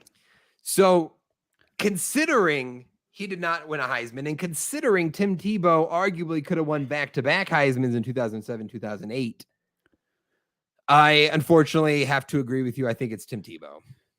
It is Tebow. T-Law had one of the greatest freshman seasons of all time and a fantastic career to follow it. National champion, but that one's going to go to Tebow. And that leaves us, Mitch, this final matchup here to determine who's going to face off against John 3:16 in the final. We've got Danny Werfel and Cam Newton. 2 Florida quarterback. We ended up with 3 Florida quarterbacks at the end here. We've got Tim Tebow waiting to face off against Werfel and Newton. Are the Gators QBU? What? They are a QB. They're a QB factory. I know that. Wow. Well, let's be honest. Newton backed up Tebow, right? Then he got in trouble. He went to JC. Right. And then he came back and went to Auburn. So he is a Florida quarterback, technically. So yeah, that is true.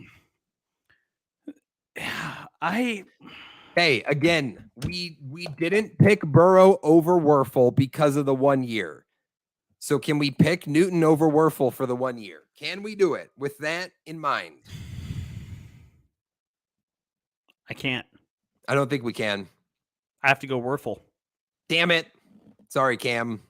Yeah, I'm sorry. I can't. One season is not enough to be considered the greatest quarterback of all time. One season is not enough. I think that's the conclusion. We really okay? We've come to this though. Let's just get to this matchup. Yeah. Are we really gonna? Are we really? No. Oh. I mean, it kind of has to be, right? Not where I was gonna go. You were gonna pick Danny Werfel? I was going to pick Danny Werfel over Tim Tebow. Oh, my God. Now Mitch and I have to debate Tim Tebow versus Danny Werfel for the greatest quarterback of all time. This sucks. Whose idea was this? Mine. Sorry. I'm just kidding. It was that was both of ours. So we both were thinking it. But look, okay.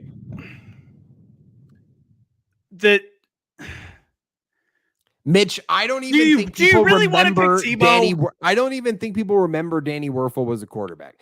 Tim Tebow was like an enigma. Tim Tebow was not only a great college quarterback with a lot of success, national title, Heisman, but he was also bigger than that in a way that almost nobody else on this list can say, and take that as you will, but I think that means something. I think that the Tebow mania, I think that means something. And I think it's corny and I hate it and I'm not agreeing with it. I don't like it at all. I don't like Tim Tebow. I don't want to pick Team Tebow. Pick him. I just don't want to pick him. I could not in good conscience I just want to end this list on Danny Werfel. I can't do it, Mitch. We have to restart if we get there. I can't. I think we have to go Tebow. I don't want to do it. I know. I don't want to. Sorry, my friend. It's happening. I know you're right too. You know what? And I know I'm gonna vote for you, and I know you're right. That pisses me off though. That Tim Tebow won this fucking tournament. It pisses me off. And it's so funny because we really did. The guy gets everything. The guy wins everything. Come on. I said this to Mitch off. I literally said before we started, I said off the record, I don't really want Tim Tebow to win this. And he and I agreed on that. We did not want Tebow to win this because we're not fans of Tim Tebow. But that's how you know this is correct, because against our better judgment and against our hearts, we chose Tim Tebow because he's the right pick. I think he's probably the greatest college quarterback of all time. I mean, the fact that it came down to Danny Werfel and Tim Tebow, I mean, if there was one guy that got eliminated early that you were thinking was going to go farther, who was it? Maybe Baker. Yeah. I think Baker had a strong case. There was interesting. The ESPN, I think Bill Connolly of ESPN put an article out a couple months ago that he was ranking the top 75 quarterbacks in college football since the year 2000. And Baker Mayfield was number one on that list over Tebow, over Newton, and over Lawrence and the others. So, which obviously I wasn't as high on Baker as Bill Connolly was, but right. He got ousted in the first round. I certainly could have seen that. Maybe Joe Burrow lasting longer, but that was a tough one with Werfel. He got the good matchups there with Burrow, Newton back to back, and he had a strong case to make. So, it's hard to weigh out like the sustained success and like the 1 or 2 year booms where these guys are just fantastic. But it's like, man, this guy was great for 3 or 4 years, but damn, this guy had 1 or 2 years of really, really excellence. So, it's just hard to compare those two. But like, I really would have wished Joe Burrow would have gone further in this tournament too. But yeah, that was one of those ones that felt like a guy that you would want to go further, but that's how the exercise goes. Greatest college quarterbacks of all time. And of the 16 names that we put together, Tim Tebow, the winner of the Sports Hour bracket today, greatest college quarterback of all time. So, and for the record, we've done 2 of these brackets and we both feel very good about how those turned out at the end of the day. So we'll probably feel better about this in hindsight, but it doesn't feel great right now. No, it doesn't feel good at all. I think in hindsight, we'll, like they say, hindsight's 20/20. I think we're going to look back and go, well, that might have been the right one. Might have been the right one. Yeah, I think so. All righty. That's going to do it for the podcast this week. It's been a jam-packed show. Again, our last little summer episode of fun before we get into the meat and potatoes of preview season. NFL training camps getting underway here. Fall camp for college football will be getting underway here. By the time you hear us again, it will be August 10th. We'll be doing that episode on a Thursday. So mark that in your calendars now. August 10th, we'll be starting off our season previews with fantasy football. So a good old fantasy football preview coming up on August 10th. Right. So you want to look forward to that in a couple weeks. And then from then on, as Mitch mentioned at the beginning of the podcast, weekly episodes for you guys. So you can schedule us in on every Wednesday night. We'll be live here on the YouTube and the Twitter and also on your podcast feed the following day. So you can stay tuned with all of our content. So great podcast today, my friend. Remind the people where they can find us around the interweb. Yeah. Anywhere, there's a lot of different places you can find us around the interweb. You can find us on Instagram at the Sports Hour Guys. You can find us on Twitter at the Sports Hour or at Sports Hour Guys. You can find us on, I guess that's it. TikTok? for the social. Oh, TikTok at the Sports Hour Guys, and YouTube at YouTube / the Sports Hour Guy, YouTube.com / the Sports Hour Guys. You're throwing me a loop. You're throwing me for a loop with the socials here, Dallen. I never do the socials. I always just do the podcast where you can find but the podcast. There is no podcast, though. That's the thing. That's not even correct anymore. I know, but you know what? Go on Apple Podcasts, go on Spotify, go on Stitcher. Here, I've edited the banner for you. This is it. Listen to the podcast. Yes. Just do it. And you can just search that. Search the Sports Hour with Mitch Mo Dallen on Apple Podcasts, Spotify, Stitcher. Wherever you get your podcasts, you will find us there. Don't pay attention to the anchor thing anymore. We still don't know how to do that. So we're going to figure that one out. But get on Apple Podcasts, leave us a rating and review. Tell us that we suck because Dallen, that is the only way that we can get better. It is the only way that we can get better. And I want to shout out I didn't take the guy's name on TikTok that said that we suck on here. And I was like, I forget that there's a guy on TikTok. I think he said something like, this is the worst I've ever seen. Like worst account. Yeah. That's great. Thank you. Thank you. Keep that energy up. We want to hear it because we can get better. Thank you. Thank you for that random internet. I know that wasn't your intentions, but we appreciate it. We appreciate it. Yeah. Mitch, this has been a blast. Great content today. Great podcast. We hope you guys enjoyed it, and we appreciate you sticking around and hanging out with us as always. So we'll go ahead and wrap it up here and take our last little summer break, and we'll be back with some fun on the other side. So until next time, we love you. We appreciate you, and we'll catch you next week. So long, everybody, and a very pleasant good evening to you, wherever you may be. See ya!